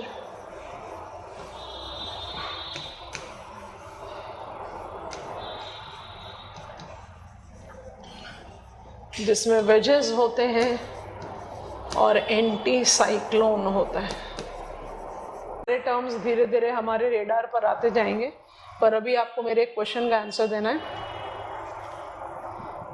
लिख लिया? गो अहेड दो। Air pressure, the weight that the air column exerts on ground, mechanically or thermally generated, includes two types of pressure systems, high and low pressure system. दोनों ही systems को size के हिसाब से सब categorize किया जा सकता है। Elongated low को कहते हैं trough। आप मॉनसूनल सीजन में हैं अभी, और अगर आप न्यूज़पेपर्स पढ़ रहे हैं तो आपको न्यूज़पेपर में लगातार ये वाला टर्म मिल रहा होगा, position of monsoonal trough in northern plains of India. Elongated low pressure को ट्रफ बोलते हैं, और अगर low pressure bay of Bengal में जनरेट हो रहा है तो बहुत छोटे साइज का हो गया ना, उसको बोलते हैं साइक्लोन। तो ये साइज बेस्ड है। ट्रफ भी लो प्रेशर है, साइक्लोन भी लो प्रेशर है। दोनों में डिफरेंस क्या है? एक बड़े साइज का है, एक छोटे साइज का है। अभी हम प्लानिटरी स्केल पर पढ़ना चाह रहे हैं, तो हमारे लिए कौन सा सेट ऑफ टर्म्स होना चाहिए? हम अभी किस टर्म पर फोकस करें? Troughs and wages. Elongated high pressure को वेजेस बोलते हैं। बड़ा इंटरेस्टिंग है, वेजेस का इस्तेमाल आपको कहीं नहीं मिलेगा किसी भी टेक्स्ट बुक में, ट्रफ का मिलेगा। वेज का इस्तेमाल क्यों नहीं होता, आपको मुझे थोड़ा सा समय देना पड़ेगा, जैसे towards end of climatic mechanism आएंगे आप समझ जाओगे। इलोंगेटेड हाई प्रेशर को वेज बोलते हैं और इलोंगेटेड लो प्रेशर को ट्रफ बोलते हैं। अगर इक्वेटोरियल बेल्ट, जल्दी से याद करेंगे, सीजन साइकिल नहीं है, सारे साल भर समर्स रहता है, कौन सा प्रेशर रहना चाहिए? थोड़ा सा और स्पेसिफाई करो। Thermally induced low pressure. और अपने प्लैनेट का शेप को इमेजिन करेंगे, जियोइड बल्ज है, तो इक्वेटोरियल लो को आप साइक्लोन तो नहीं बोल सकते, क्या बोलोगे? Equatorial trough. I hope you are understanding. So elongated low को बोलते हैं ट्रफ, इलोंगेटेड हाई को बोलते हैं वेज, स्मॉल साइज लो को बोलते हैं साइक्लोन, स्मॉल साइज हाई को बोलते हैं एंटी साइक्लोन। हमारा इंट्रोडक्शन ऑफ एयर प्रेशर हो गया। हम रिपीट कर रहे हैं, रिलैक्स करके रिमाइंड करो। एयर प्रेशर थर्मली और mechanically generated at mean sea level 1013.325 millibars. Air pressure is weight that the air column exerts on ground. I have two types of air pressure system, low and high pressure. दोनों को आप thermally और mechanically generate कर सकते हैं। अभी हम उसको डिटेल्स में आपको समझा रहे हैं। At the global level, latitudinal and longitudinal pattern of air pressure will give me the understanding of thermally and mechanically induced air pressure. अब हम इसके बारे में बात कर रहे हैं डायग्राम के सपोर्ट पर। आगे बढ़ सकते हैं, हेडिंग बनाइए, pattern of air pressure. Horizontal pattern of air pressure, vertical तो पढ़ते ही नहीं है। Horizontal pattern of air pressure. अभी हम प्लानिटरी स्केल पर हैं, ना तो सर्कल बनाते हैं ना तो रेक्टेंगल बनाते हैं। सर्कल बनाने में जगह बहुत कम मिलती है, rectangle banana shape of earth के अगेंस्ट चला जाता है। तो जब भी हमें प्लानिटरी स्केल पर कुछ दिखाना है, ये सबसे सपोर्टिव फिगर है। हम गायर सर्कुलेशन में भी बिल्कुल इसी शेप में पूरा बाउंड्री करंट्स के बारे में जजमेंट लेते हैं। तो हम डिमार्केट कर रहे हैं लैटिट्यूड्स को, 0 degrees and 90 degrees south and north. अब मुझे जल्दी से आप लोग ना बता देंगे, उसके बाद हम बाकी को डिमार्केट करेंगे। आपके हिसाब से क्या टेम्परेचर होना चाहिए इक्वेटर पर सारे साल भर? जल्दी जल्दी कम ऑन, सारे साल भर इक्वेटर पर क्या टेम्परेचर होना चाहिए? High. Come on, no season cycle, it experiences high sun throughout the year. तो यहाँ पर कौन सा प्रेशर होगा? लो। इस लो प्रेशर को आप बोलते हो equatorial low. Equatorial low pressure thermally generated है, इक्वेटोरियल बेल्ट पर होता है। पोलर रीजन पर, फ्रिजिड नहीं, पोलर रीजन पर कौन सा टेम्परेचर सारे साल भर रहेगा? Low temperature. वहां पर भी कोई सीजन साइकिल नहीं है, सारे साल भर विंटर्स पड़ती है। तो मेरे पास कौन सा टेम्परेचर होगा वहां पर? लो टेम्परेचर, तो कौन सा प्रेशर होगा? High, thermally induced polar high, actually polar highs, क्योंकि नॉर्दर्न और सदर्न हेमिस्फीयर दोनों में है। समझ में आ गया? ये तीन है हमारे थर्मली इंड्यूस्ड प्रेशर। अब मेरे पास बचे 4 प्रेशर, उनको लिखते हैं, फिर समझने की कोशिश करते हैं। आप डायग्राम बनाए, पैरेलल डायग्राम, जो नियर रियल होगा उसको पिकअप करके आगे बढ़ेंगे। ये है सब ट्रॉपिकल हाई,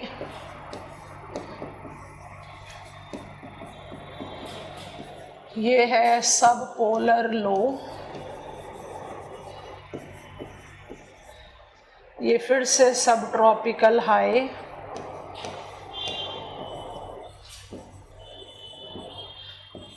और ये सब पोलर लो।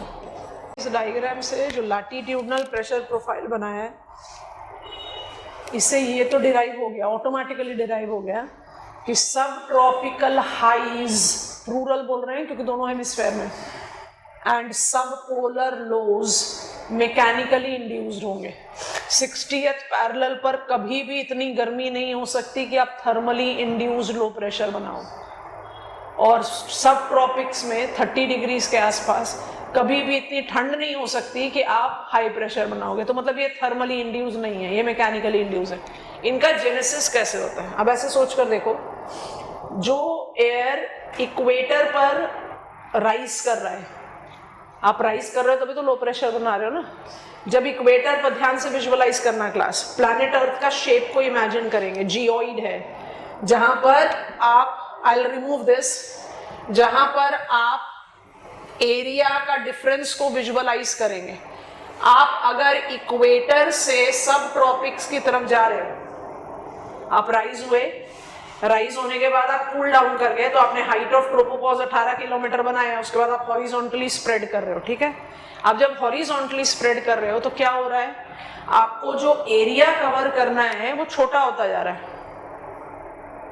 इक्वेटोरियल बल से जब आप हायर लैटिट्यूड की तरफ जा रहे हो तो जो एरिया है जो आपको कवर करना है वो कम होता जा रहा है, छोटा होता जा रहा है। तो आप क्या करोगे? कॉन्ट्रैक्ट करोगे, और उस कॉन्ट्रैक्शन से एट नियर 30th पैरेलल आप डेंस होकर सबसाइड करने लग जाएंगे। आपने क्या बना दिया?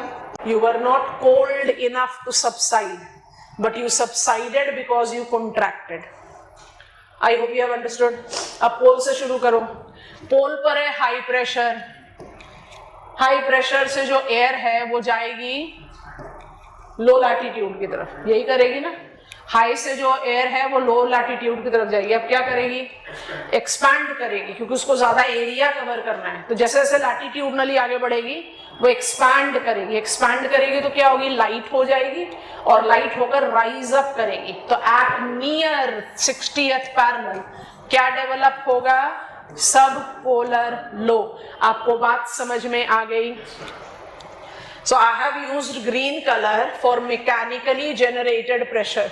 Mechanically generated pressure is developed due to size difference, latitudinally.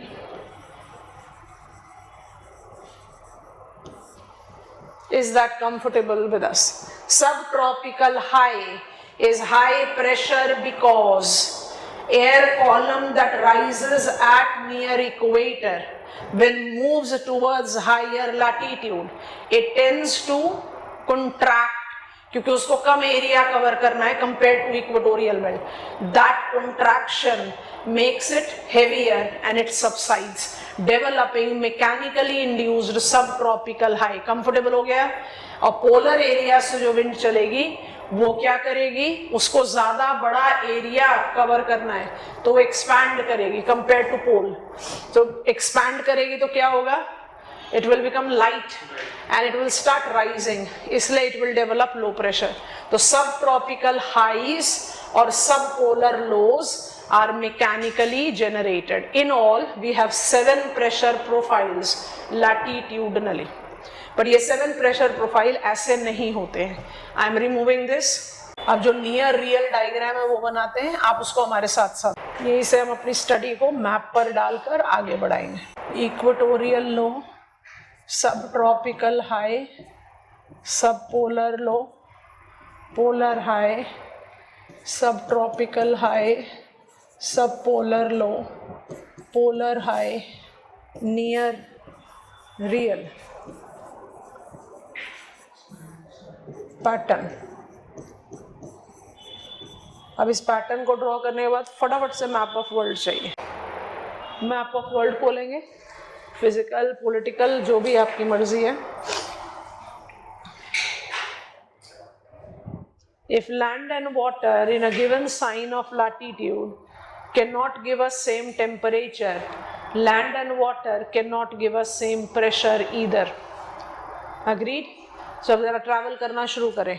आपके मैप के बिल्कुल बॉटम पर 90 डिग्रीज साउथ है, आप वहां पर ट्रैवल करें। आपने ग्लोब को खोल रखा है तो आपको ईस्ट वेस्ट ट्रैवल करना पड़ेगा।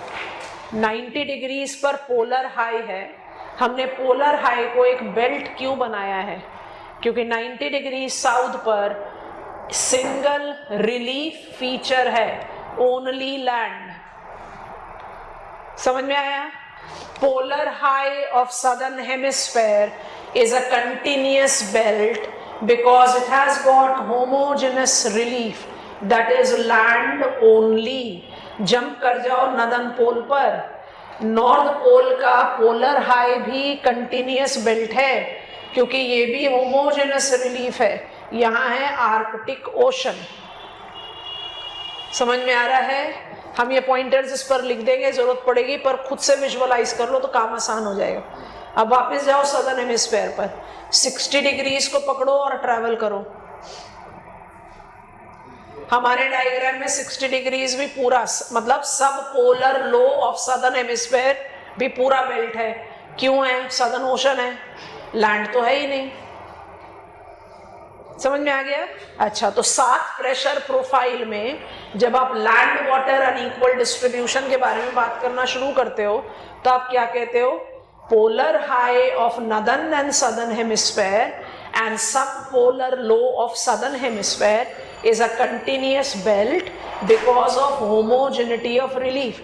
Homogeneity of relief का क्या मतलब हुआ? सिर्फ लैंड है या सिर्फ पानी है? Is that comfortable with us? चलिए अब बाकी को देखते हैं। हम 30 डिग्री साउथ पर है, हम ट्रैवल करते हैं, हमें unequal distribution of land and water दिखता है, तो हम दोबारा ट्रैवल करते हैं तो हम नोटिस करते हैं कि unequal distribution of land and water तो है, लेकिन वाटर का डोमिनेंस है। और वाटर का डोमिनेंस मतलब थोड़ा इक्विटेबल कंडीशन। इसलिए sub tropical high of southern hemisphere is neither a continuous belt nor cells, it is something in between. Cell का मतलब क्या हो गया? सेल का मतलब हो गया जब लैंड पर प्रेशर है तो वाटर पर नहीं होगा, जो आपने नदर्न हेमिस्फेयर के लिए बना रखा है। सदर्न हेमिस्फेयर में सब tropical high, why is near cellular, it is not a belt, it's near cellular because I have unequal distribution of land and water, but water dominates.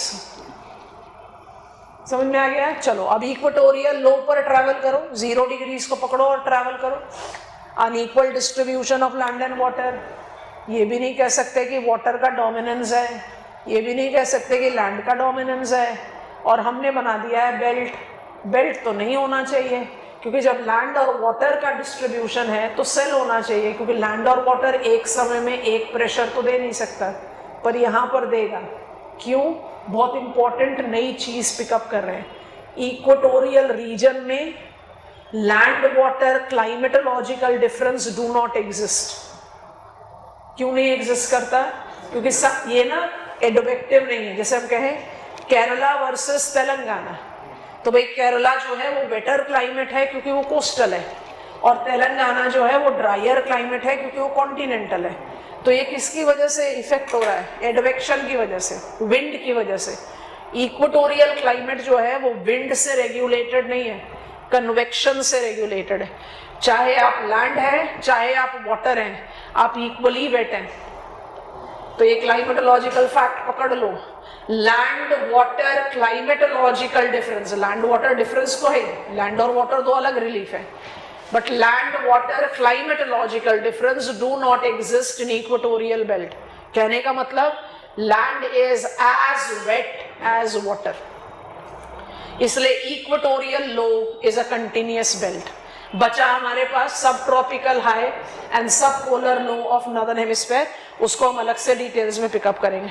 अब फटाफट से पॉइंटर्स लिख दे रहे हैं, उसको कॉपी डाउन करो। नियर रियल को और दूसरा नाम क्या दे सकते हो? नियर रियल को दूसरा नाम क्या दे सकते हो? लॉन्जिट्यूडनल पैटर्न, ये लैटिट्यूडनल पैटर्न है, ये लैंड वाटर डिस्ट्रीब्यूशन को नहीं शो कर रहा है, ये लैंड वाटर डिस्ट्रीब्यूशन को शो कर रहा है। ठीक है, चलो हम पॉइंटर्स लिख रहे हैं, आप इसके साथ कॉपी डाउन कर लो। फिर सब ट्रॉपिकल हाई एंड सब polar low of northern hemisphere को एक दूसरे डायग्राम के साथ स्टडी कर लेंगे। Belt as homogenous relief, only land, belt only water,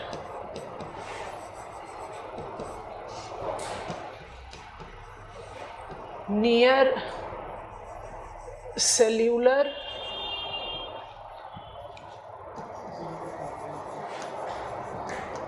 dominance of water, belt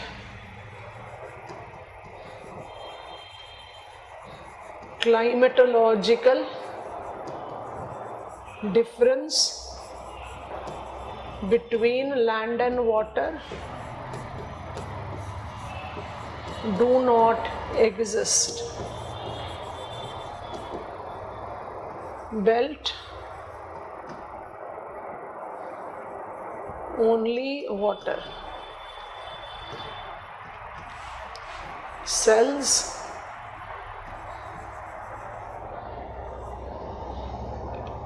unequal distribution. We have 7 pressure profile for planet Earth. It includes equatorial low, polar highs, subtropical highs and subpolar lows. They combine thermally and mechanically induced pressure.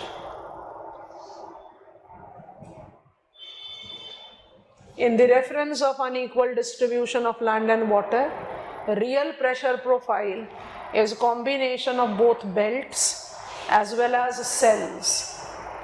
Belt वहाँ होगा जहाँ unequal effect नहीं हो या unequal distribution नहीं हो, और cell वहाँ होगा जहाँ अनइक्वल डिस्ट्रीब्यूशन हो, क्योंकि land and water in a given sine of latitude can not give us same temperature thus pressure.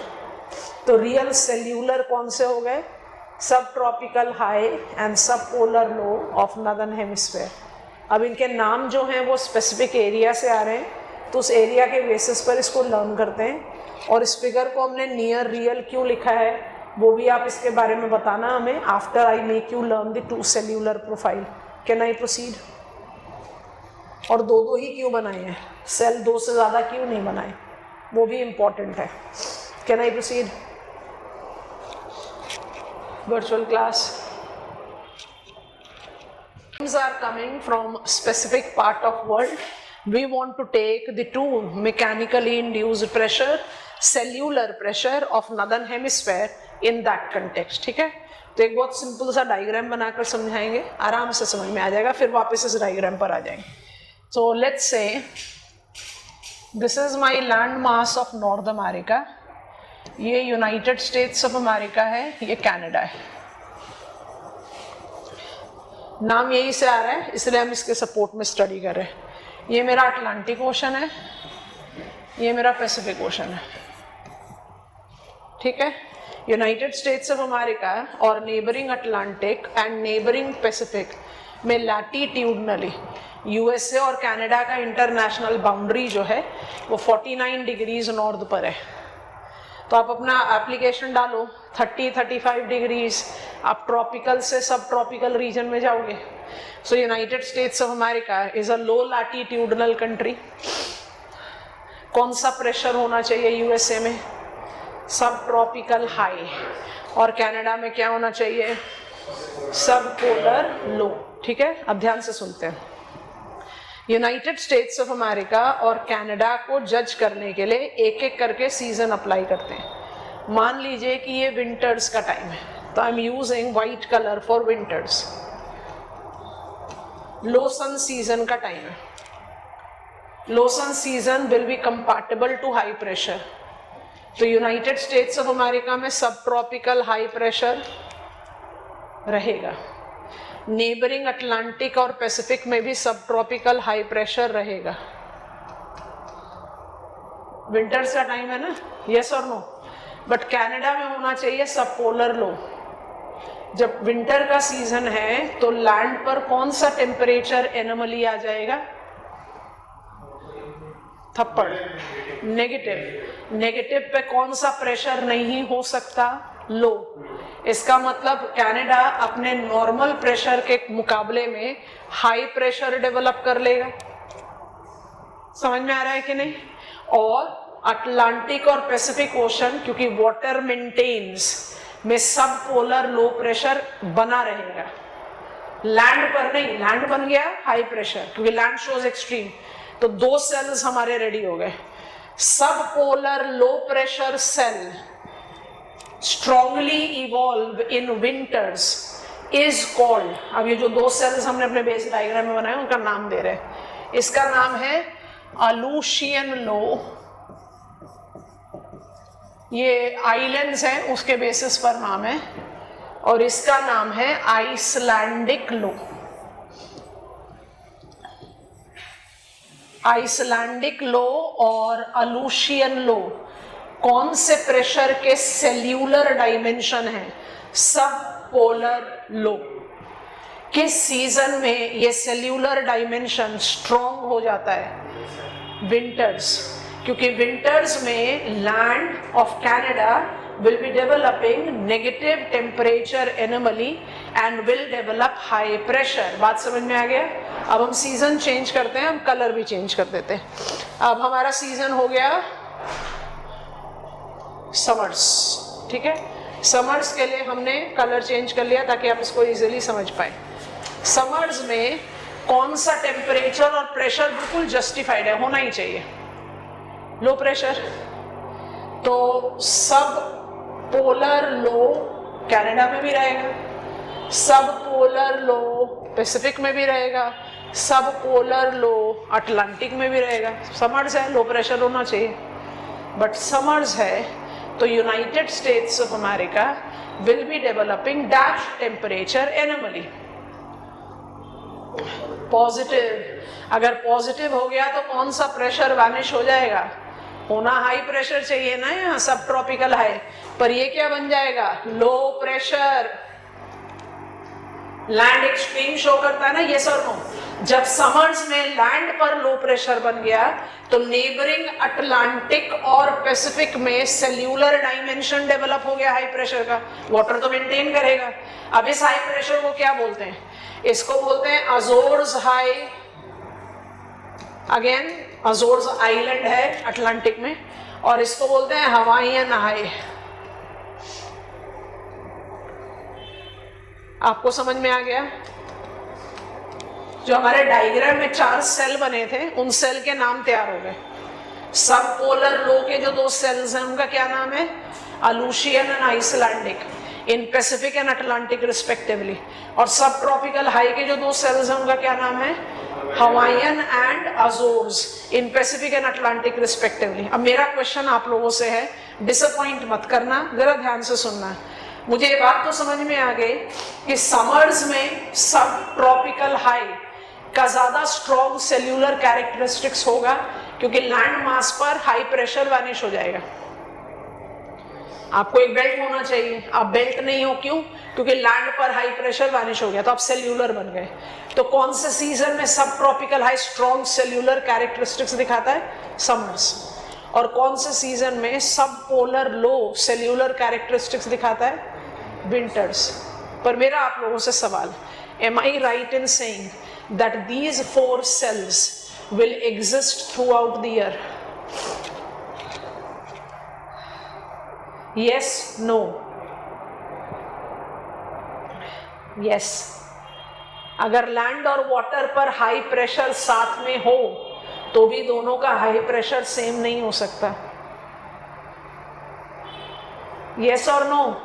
Land और वाटर में अगर हाई प्रेशर साथ में हो, विंटर्स में है, फिर भी लैंड का हाई प्रेशर ज्यादा स्ट्रांग होगा वाटर से। यस और नो? क्योंकि लैंड क्या शो करेगा? Extreme negative temperature anomaly.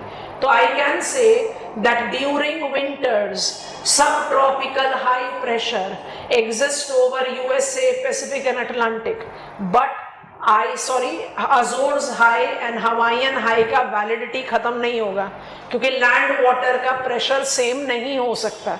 Agreed. Hawaiian and Azores high का स्ट्रॉन्ग सेल्यूलर कैरेक्टरिस्टिक्स किस सीजन में डेवलप होगा? समर्स, जब यूएसए पर हाई प्रेशर वैनिश हो जाएगा क्योंकि लैंड डेवलप कर लेगा positive temperature anomaly. Come on India during summers is low pressure, Arabian Sea, Bay of Bengal is high pressure, तभी तो ऑन शोर विंड आती है। कौन सा प्रेशर होना चाहिए इंडिया के ऊपर? सब ट्रॉपिकल हाई। कौन से सीजन में रहता है? विंटर्स में। समर्स में तो वैनिश होता है। आई hope you have understood. Copy कर लो डायग्राम को।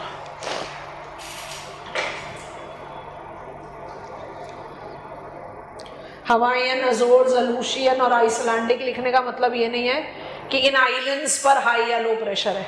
इन आइलैंड्स के रेफरेंस से हम उस लोकेशन को डिफाइन कर रहे हैं। बैक डायग्राम पर जाएं। 2 सेल्स जो बनाए थे उनके नाम बता दो अब।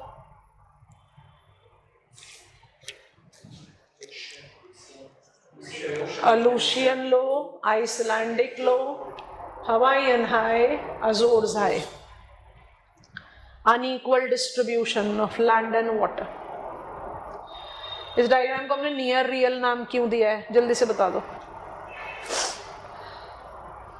इस डायग्राम को हमने नियर रियल नाम क्यों दिया है? रियल क्यों नहीं लिखा?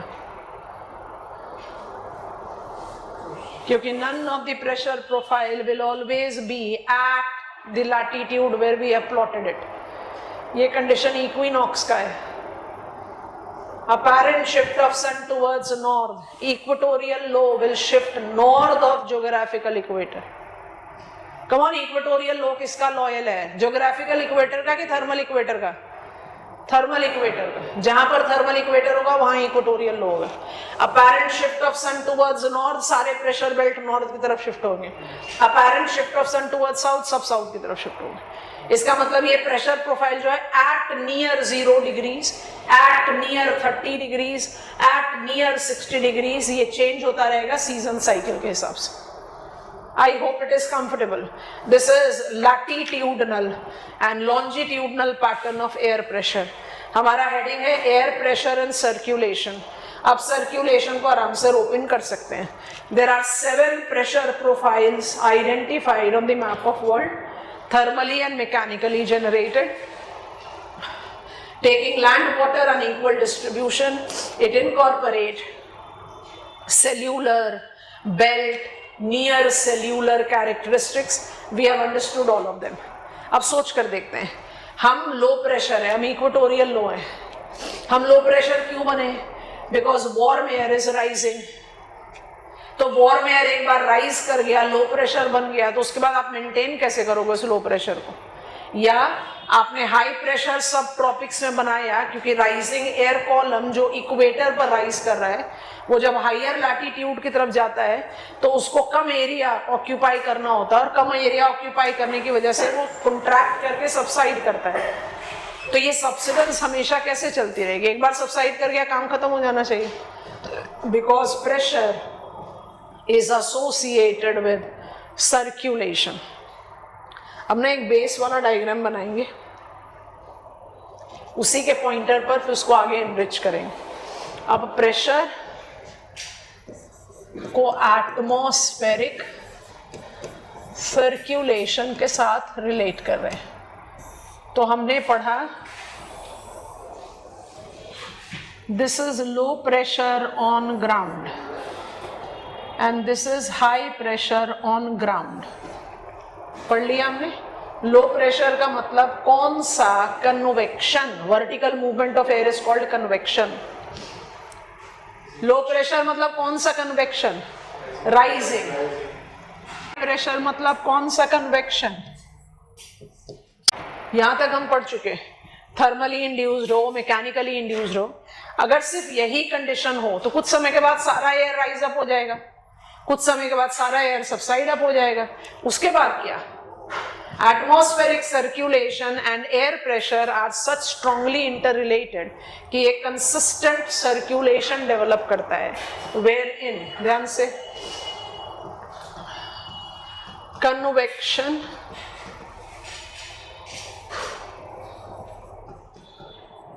develops pressure difference and advection is caused by generated difference.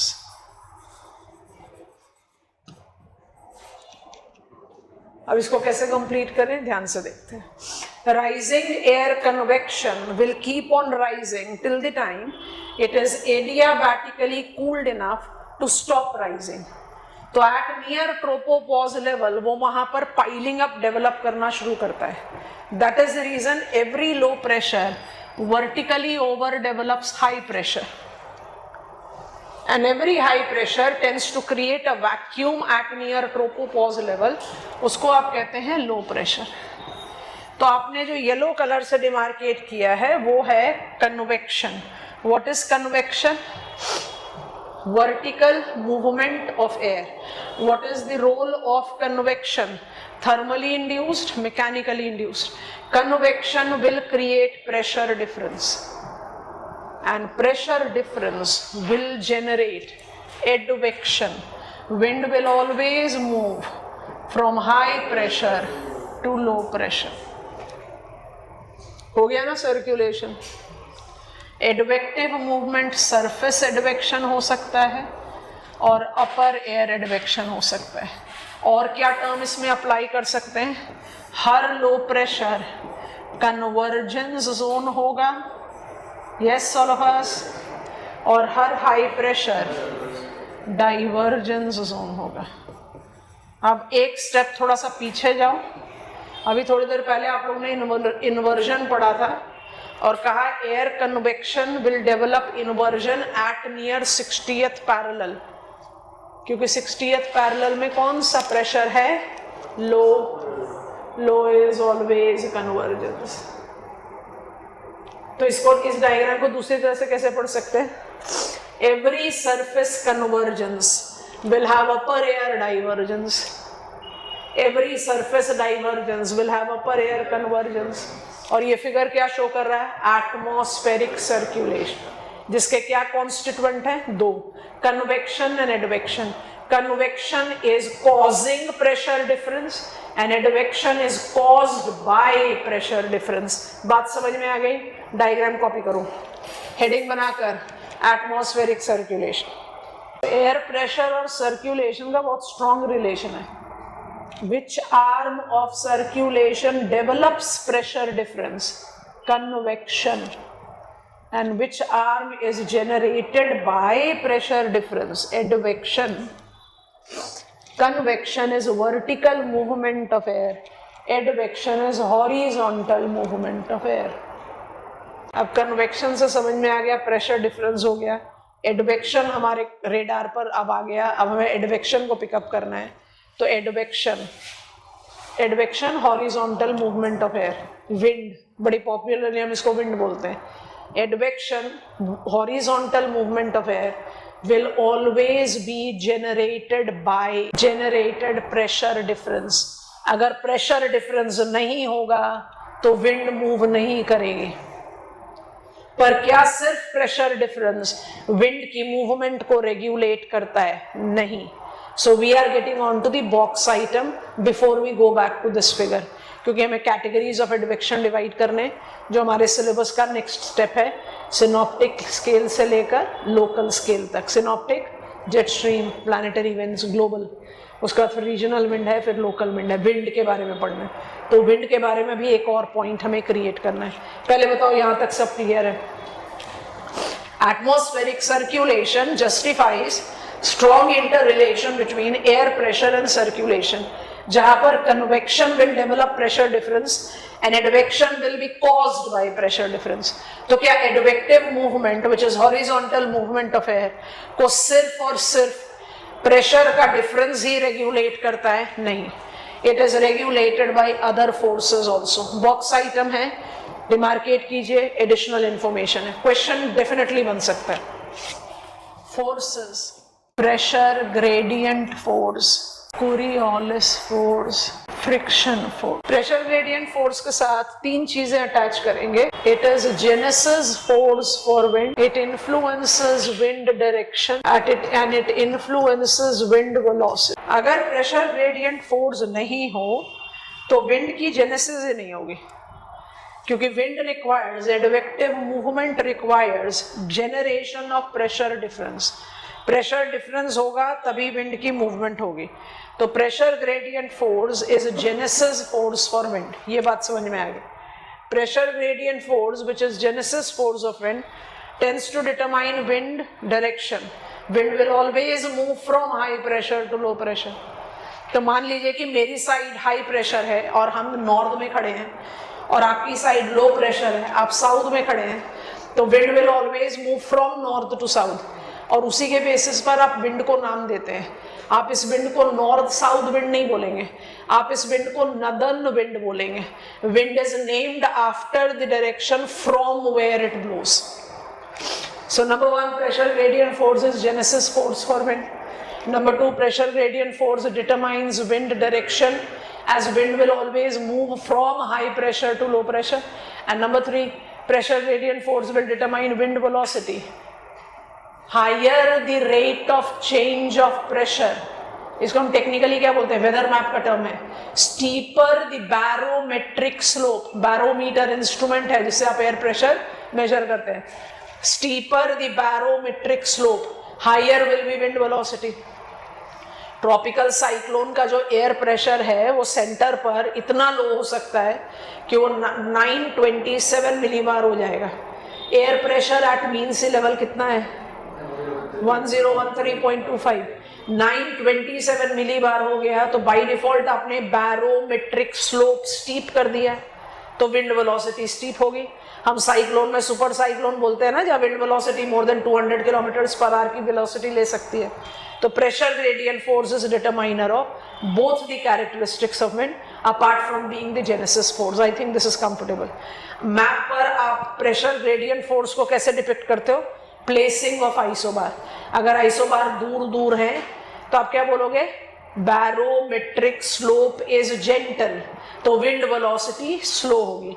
अगर आइसोबार बहुत पास पास हैं तो आप बोलोगे बैरोमेट्रिक ग्रेडियंट स्टीपर, तो विंड वेलोसिटी हाई होगी.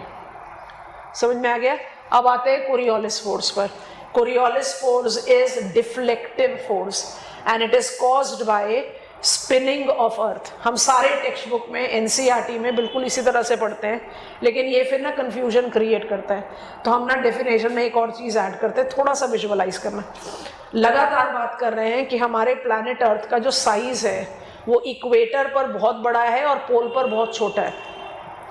प्लैनेट अर्थ ने अपनी पूरी स्पिनिंग, जो उसका स्पिनिंग है, रोटेशन है ऑन द एक्सिस, वो अप्रॉक्सीमेट 24 घंटे में ख़त्म करना होता है. 24 घंटा अप्रॉक्सीमेट है. आपको लीप ईयर का लॉजिक पता है, तो I am rounding it off as 24 hours. ठीक है, 24 आवर्स में आप अपना स्पिनिंग खत्म कर रहे हो. मतलब इक्वेटर को भी 24 घंटे में स्पिन खत्म करना है और पोल को भी खत्म करना है. पोल का बहुत कम एरिया है जिसको घूमना है, इक्वेटर का बहुत बड़ा एरिया है जिसको घूमना है. तो Coriolis force is generated by spinning of planet Earth on its axis at differential latitudinal velocity. कौन इक्वेटर को ज्यादा फास्ट स्पिन करना पड़ेगा ना 24 घंटे में खत्म करने के लिए, पोल को कम करना पड़ेगा। तो कोरियोलिस फोर्स किसकी वजह से जनरेट होता है? Differential velocity of latitudinal spin. अब अपने लॉजिक पर अप्लाई करो, अगर आप इक्वेटर से पोल की तरफ जा रहे हो, आप इक्वेटर पर कोई एक डिफाइंड वेलोसिटी लेकर मूव कर रहे हैं, अब आप पोल की तरफ जा रहे हो, आपकी वेलोसिटी जो है वो फास्ट है, प्लैनेट अर्थ जो है वो कंपैरेटिवली स्लो स्पिन कर रहा है, तो क्या आप अपने इंटेंडेड पाथ से राइट में डिफ्लेक्ट नहीं हो जाओगे? I have been suffering from very high fever since yesterday, पता नहीं गला कैसे खराब हुआ। आप तो बिल्कुल हिम्मत नहीं हो रही थी क्लास लेने की, उनका नहीं बहुत छुट्टी हो गई। ध्यान से देखो इसको, उसके बाद हम इसके डायमेंशंस बदलेंगे। Equator spinning velocity is very fast. As I start moving like this, surface of the earth मेरे मुकाबले में स्लो स्पिन कर रहा है, तो मेरा इंटेंडेड पाथ तो ये है, but I will reach here. ये हुआ कोरियोलिस डिफ्लेक्शन। सदर्न हेमिस्फीयर पे जाओगे तो ये उल्टा होएगा, क्योंकि साउथ पोल नॉर्थ पोल के अपोजिट है। इसी को फेरल्स लॉ कहा जाता है। Ferrel's law states that any latitudinally moving entity, oceanic currents भी होंगे जब हम ओशियानोग्राफी पढ़ेंगे, एनी लैटिट्यूडनली, आपको लैटिट्यूड माने नॉर्थ साउथ मूव करना पड़ेगा, आप ईस्ट वेस्ट मूव करोगे तो कोरियोलिस इफेक्ट नहीं आएगा। Any latitudinally moving entity will get deflected to its right in northern hemisphere and left in southern hemisphere. किसकी वजह से? Coriolis force. क्या है कोरियोलिस फोर्स? डिफ्लेक्टिव फोर्स है। ये डिफ्लेक्टिव फोर्स क्यों जनरेट होता है? Spinning of planet earth at differential velocity latitudinally. अब इसमें आपको जस्टिफाई करना है अलग अलग कंडीशन, उसको यहाँ पर विजुअलाइज कर लो ताकि बाद में फिर हमें कंफ्यूजन नहीं हो। एक एग्जांपल यहाँ बना हुआ है, हम एक और एग्जांपल इसके साथ ऐड ऑन कर दे। ऐसे देखो, अगर विंड हाई लैटिट्यूड से लो लैटिट्यूड पर जाएगी नॉर्दर्न हेमिस्फीयर में, तो भी इसने अपने राइट में डिफ्लेक्ट करना है। समझ में आ रहा है? It has to deflect to its right. और वो कैसा होगा? Are you getting it or not? Southern hemisphere पर आओ, I will get it deflected to my left.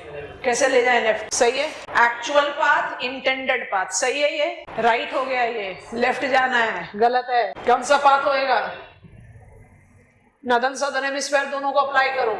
I am moving like this, this is my intended path. I am moving like this is my intended path. Apply करो Coriolis force. I'll get deflected to my right, I'll get deflected to my left. Farrell's law.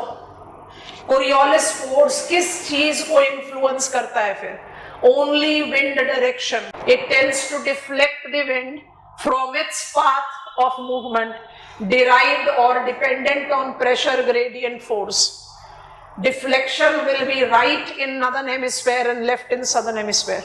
Coriolis effect किससे influence होता है? Wind velocity and sine of latitude. जितना high wind velocity होगा उतना strong Coriolis deflection होगा, और जैसे जैसे आप हायर लैटिट्यूड में चलते चले जाओगे कोरियोलिस इफेक्ट स्ट्रॉन्ग होता जाएगा। मतलब कोरियोलिस इफेक्ट 0% होता है इक्वेटर, और ये 100% हो जाता है पोल पर। With increase in sine of latitude Coriolis effect goes on increasing. आपको बात समझ में आई? Wind velocity will be determiner of Coriolis force and sign of latitude will be determiner of Coriolis force. Coriolis force in turn will be determining only wind direction. Wind will get deflected to its right in northern hemisphere and left in southern hemisphere. What causes Coriolis effect? Coriolis effect is caused by differential rate of latitudinal spinning of planet Earth. हम ऐसा definition लिखेंगे, हम incomplete definition नहीं लिखेंगे। I think this is comfortable. चलिए, I'm adding the pointers. Kindly write it down.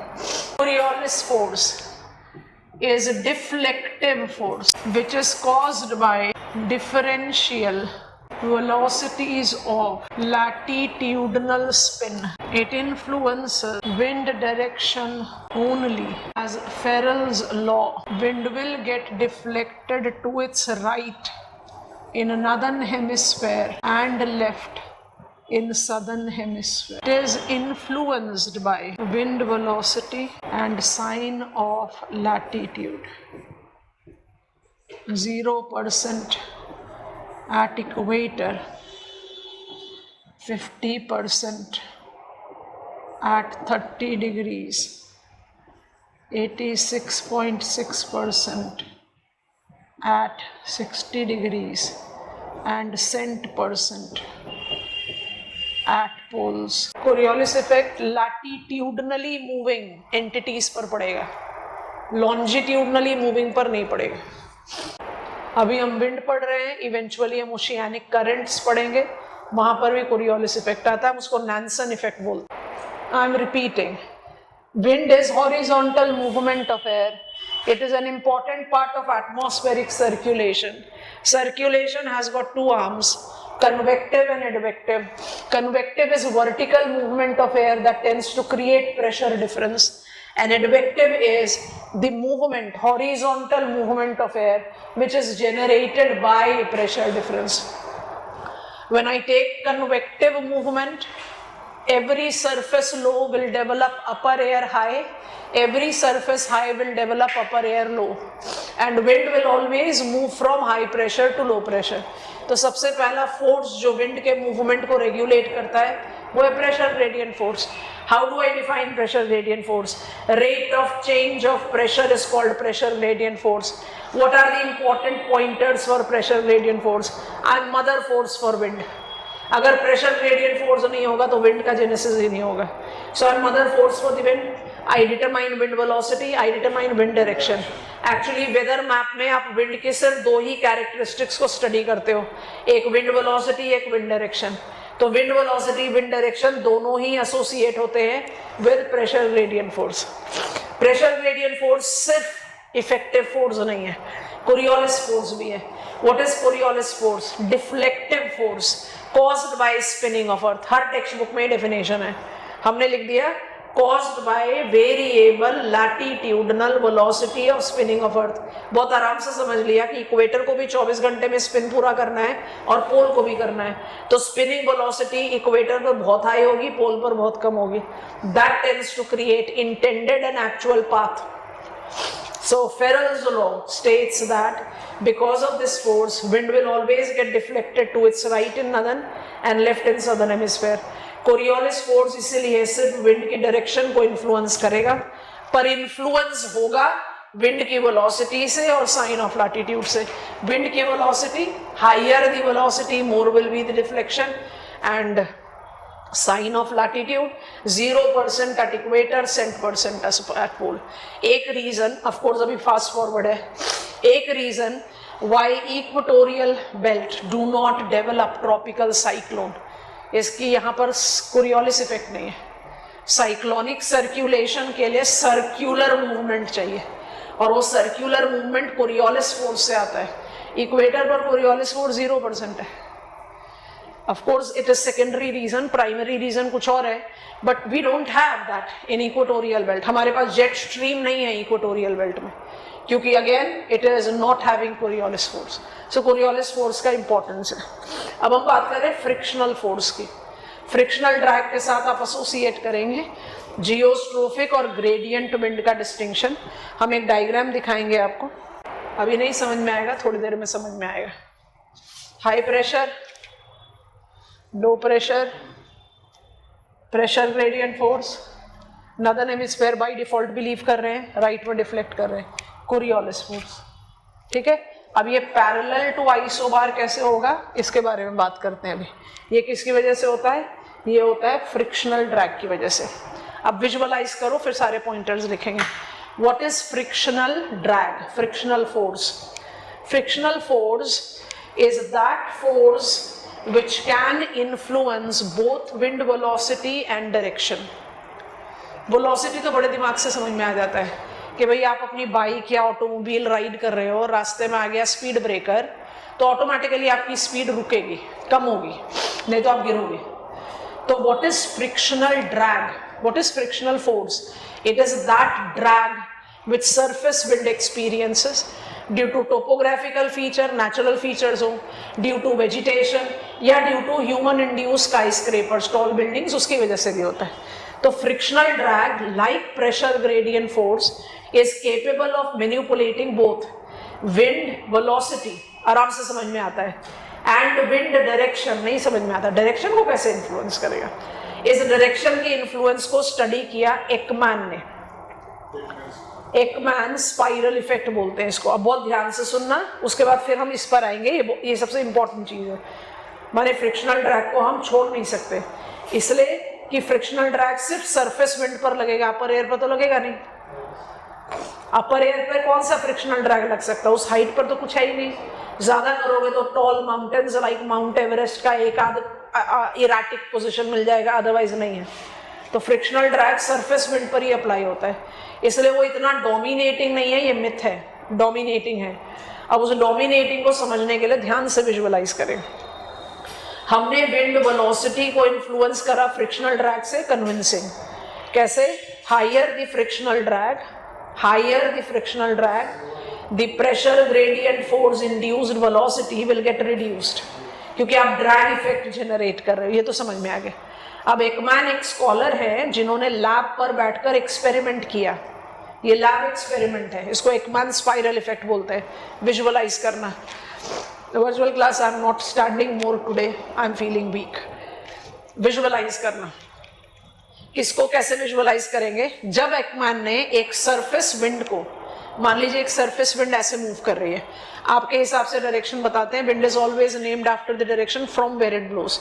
तो मान लीजिए कि ये वेस्टर्न विंड है, ये वेस्टर्न विंड सरफेस पर एक वेस्टर्न विंड की तरह मूव कर रही है। एकमैन ने इस विंड के मूवमेंट का ये लाइन ग्राफ पर ड्रॉ कर दिया। उसके बाद इस विंड को अलग अलग हाइट पर प्लॉट करते गए। तो जैसे जैसे अलग अलग हाइट पर प्लॉट करते गए, पहली चीज ये पता चली कि जैसे जैसे हाइट बढ़ रहा है, विंड की वेलोसिटी बढ़ती जा रही है, क्योंकि फ्रिक्शनल ड्रैग कम हो रहा है। ये तो बड़ा एविडेंट सा चीज है। दूसरी चीज क्या नोटिस करी कि जैसे जैसे हाइट बढ़ती जा रही है, विंड अपना फ्लो डायरेक्शन करेक्ट कर रहा है। Correct with in quotes underline. Correct क्यों कर रहा है? क्योंकि प्रेशर ग्रेडियंट फोर्स ने जो विंड डायरेक्शन दिया, उसको फ्रिक्शनल ड्रैग ने मैनिपुलेट कर दिया। तो जैसे जैसे आप हाइट बढ़ाते जाओगे, फ्रिक्शनल ड्रैग कम होता गया, आप अपनी डायरेक्शन को करेक्ट करते जाओगे। अच्छा, डायरेक्शन को करेक्ट दोनों तरीके से करते हैं, 1 by 1 सोचो। सरफेस विंड ऐसे चल रही है, एक लेवल हाई किया तो वो थोड़ा सा ऐसे हो गई, आपने एक और लाइन ड्रॉ कर दिया, ग्राफ शीट टेबल पर पड़ी हुई है। आपने थोड़ा सा और हाइट दिया, वो फिर से दोबारा अपना डायरेक्शन चेंज करी, आपने एक और लाइन ड्रॉ कर दिया, and you have continuously done it. Join those line. Have you created spiral? Have you created spiral? ये विंड कौन से डायरेक्शन में अपने आप को करेक्ट कर रही है? It is clockwise. इसको बोलते हैं वीरिंग इफेक्ट। काउंटर क्लॉकवाइज को बोलते हैं बैकिंग इफेक्ट। ये वेदर मैप का स्टडी है। वीरिंग और बैकिंग इफेक्ट किस चीज को प्रूफ करता है? कि frictional drag is capable of manipulating wind direction also, सिर्फ विंड वेलोसिटी नहीं। और Ekman spiral effect justifies it. I hope it is comfortable. Pointers बना रहे, लिखो, फिर ये जियोस्ट्रोफिक और ग्रेडियंट विंड समझाएंगे। यहां पर जगह नहीं है, अलग पेज पर आते हैं। Frictional force is a drag effect experienced by surface winds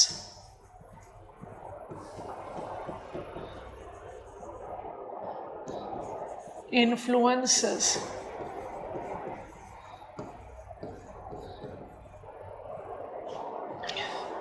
both wind velocity and direction.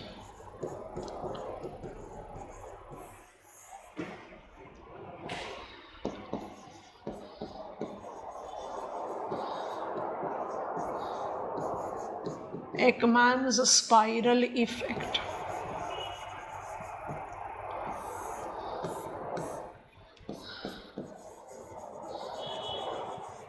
with veering.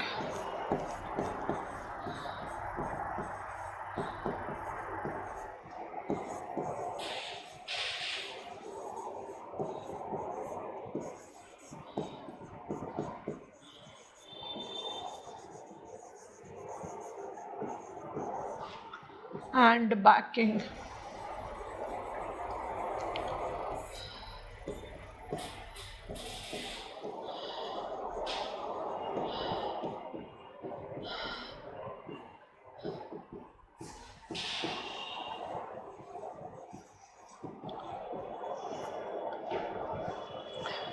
Just it is frictional drag that helps us in distinguishing gradient wind and geostrophic wind. ये gradient और जियोस्ट्रोफिक wind को छोड़कर बाकी चीजें समझ में आ गई. हमने करेक्शन क्यों लिखा है? क्योंकि अगर फ्रिक्शन ड्रैग नहीं होता तो in the effect of pressure gradient force wind कैसे मूव कर रही होती? जेनेसिस फोर्स तो प्रेशर ग्रेडियंट ही है ना. समझ आ रहा है कि नहीं? फ्रिक्शनल ड्रैग ने क्या कर दिया? उसकी डायरेक्शन को मैनिपुलेट कर दिया. तो जैसे जैसे हाइट बढ़ाते जाओगे फ्रिक्शनल ड्रैग खत्म होता जाएगा, तो विंड उस फ्लो डायरेक्शन में आ जाएगी जो प्रेशर ग्रेडियंट फोर्स ने इंड्यूस किया. ठीक है. अच्छा, विंड मूव करती है from high pressure to low pressure, तो विंड को हमेशा आइसोबार्स के परपेंडिकुलर होना चाहिए कि पैरेलल होना चाहिए? परपेंडिकुलर होना चाहिए. Isobars are imaginary lines joining the places having same pressure. तो आप हाई से लो जाओगे तो आप परपेंडिकुलर टू आइसोबार जाओगे. जब विंड परपेंडिकुलर टू आइसोबार जाती है फॉलोइंग द प्रेशर ग्रेडियंट, तो आप उसको ग्रेडियंट विंड बोलते हैं. और जब विंड पैरेलल टू आइसोबार्स हो जाती है तब आप उसको बोलते हैं जियोस्ट्रोफिक विंड. अब इनके पीछे रीजन क्या है, थोड़ा सा ध्यान से सोचना. आपने सरफेस पर लो प्रेशर डेवलप किया. हम ये वाला डायग्राम ओपन कर देते हैं, थोड़ा विजुअलाइज करना, इसके बाद हम उसको लिख लेंगे. हमने सरफेस पर लो प्रेशर डेवलप किया, अपर एयर में हाई प्रेशर डेवलप किया. अपर एयर में कोई अलग मैकेनिज्म थोड़ी चल रहा है. जो सरफेस पर लो बनेगा उसी हिसाब का हाई बनेगा. कंडीशन तो लो ग्राउंड पर डेवलप हो रही है ना, कि भैया आप राइज कर रहे हैं, जितनी स्ट्रांगली आप यहाँ से राइज करेंगे उतना पाइलिंग अप कर देंगे. इंटेंस लो होगा तो इंटेंस हाई होगा, इंटेंस हाई होगा तो इंटेंस लो होगा. मतलब अपर एयर में सिर्फ सरफेस का रिवर्सल आएगा, अपना कोई अलग मैकेनिज्म नहीं है. अग्री हो गए? अच्छा, विंड जो है वो सरफेस भी होती है और अपर एयर भी होती है. सरफेस विंड हमेशा ग्रेडियंट विंड होती है. Wind that moves perpendicular to isobar. ऐसा क्यों होता है? जो भी प्रेशर ग्रेडियंट फोर्स है उस पर ऐड होता है फ्रिक्शनल ड्रैग. फ्रिक्शनल ड्रैग किस चीज को इन्फ्लुएंस करता है? Wind velocity. विंड वेलोसिटी किसको इन्फ्लुएंस करता है? Coriolis effect. समझ में आ रहा है? जैसे जैसे आप जस्टिफाई करते हो कि सरफेस विंड पर फ्रिक्शनल ड्रैग लग रहा है, विंड की वेलोसिटी कम होती जा रही है, तो कोरियोलिस इफेक्ट जो है वो वीक रहेगा. तो विंड अल्टीमेटली किसके अकॉर्डिंग मूव करेगी? Pressure gradient force. माने एकदम एब्सोल्यूट परपेंडिकुलर नहीं जाएगी, हल्का सा डिफ्लेक्ट होकर फिर परपेंडिकुलर ही जाएगी. तो कोरियोलिस फोर्स की इफेक्टिविटी विंड वेलोसिटी से रेगुलेट होती है. और विंड वेलोसिटी का जेनेसिस तो प्रेशर ग्रेडियंट फोर्स है, बट उसको मैनिपुलेट कर सकता है फ्रिक्शनल ड्रैग. तो सरफेस पर तीन फोर्सेस काम कर रहे हैं, pressure gradient, friction and Coriolis. क्योंकि frictional drag pressure gradient force की इफेक्ट को काउंटर बैलेंस करता है, उससे विंड वेलोसिटी कम होती है, उससे कोरियोलिस डिफ्लेक्शन कम होता है. इसलिए सरफेस विंड क्रिस क्रॉस करती हुई चलती है आइसोबार्स को. Such winds are called gradient winds. Upper air में प्रेशर डिफरेंस अपने आप नहीं कुछ बनता, जो ग्राउंड पर है वही बनेगा अपर एयर में. ग्राउंड में जितना स्ट्रॉन्ग लो है अपर एयर में उतना स्ट्रॉन्ग हाई बनेगा. माने प्रेशर ग्रेडियंट का कोई चेंज नहीं है अपर एयर में. पर अपर एयर में क्या चीज मिसिंग है? Frictional drag. Upper air wind is fast moving winds. Higher the wind velocity, stronger will be Coriolis force. Stronger Coriolis force is capable of generating geostrophic winds. What are geostrophic winds? Winds that moves parallel to the isobar. सारे jet streams isotropic, geostrophic winds है. देखो जरा diagram अब दोबारा से आ रही है. ये गई प्रेशर ग्रेडियंट से, ये हो गई कोरियोलिस इफेक्ट से, है ना. अभी भी तो आप क्रिस क्रॉस ही कर रहे हो आइसोबार्स को. तो ये कौन सी विंड है? Gradient wind. अगर कोरियोलिस इफेक्ट इतना स्ट्रॉन्ग हो जाए that it counter balances pressure gradient force, वो कब होगा? जब विंड वेलोसिटी इमेंस होगी. वो कब होगा? जब फ्रिक्शनल ड्रैग नहीं है. Wind can start moving parallel to isobar, उसको बोलते हैं जियोस्ट्रोफिक विंड. बात समझ में आई है? What is gradient wind? ये डायग्राम आपको ड्रॉ करना है. उससे पहले हम यहां पर लिख दे gradient wind runs perpendicular, near perpendicular, that is by default, to isobars. And geostrophic wind बहुत easily evident है तो नहीं लिख रहे. Flows parallel to isobars. It is regulated by frictional force.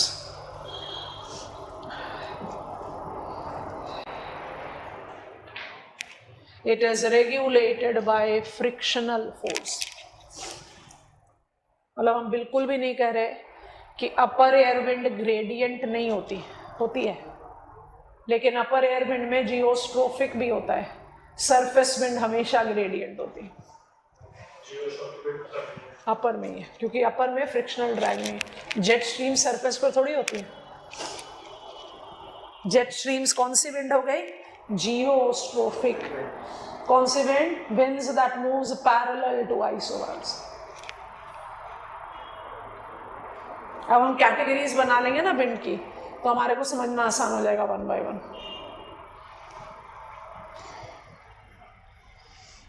Values मत भी लिखो प्रेशर की, सिर्फ हाई और लो प्रेशर लिख दो, that is sufficient. Pressure gradient force मुझे हाई से लो पर ले जाएगा. कोरियोलिस फोर्स मुझे डिफ्लेक्ट कराएगा. कोरियोलिस फोर्स मैनिपुलेट होगा फ्रिक्शनल ड्रैग से, क्योंकि फ्रिक्शनल ड्रैग विंड वेलोसिटी को डिक्रीज करेगा. तो if pressure gradient force is manipulated by frictional drag decreasing wind velocity, Coriolis effect weak होगा. तो विंड जो है वो नियर परपेंडिकुलर आइसोबार मूव करेगा, उसको आप ग्रेडियंट विंड बोलते हैं. अगर फ्रिक्शनल ड्रैग ना हो तो Coriolis effect is capable of counterbalancing pressure gradient force. Resultant wind parallel to isobar होती है, उसको कहते हैं geostrophic wind. फ्रिक्शनल फोर्स के साथ ये सारी चीज़ें लिखी जानी चाहिए. आपका क्वालिटी ऑफ आंसर अपने आप ही बढ़ता है.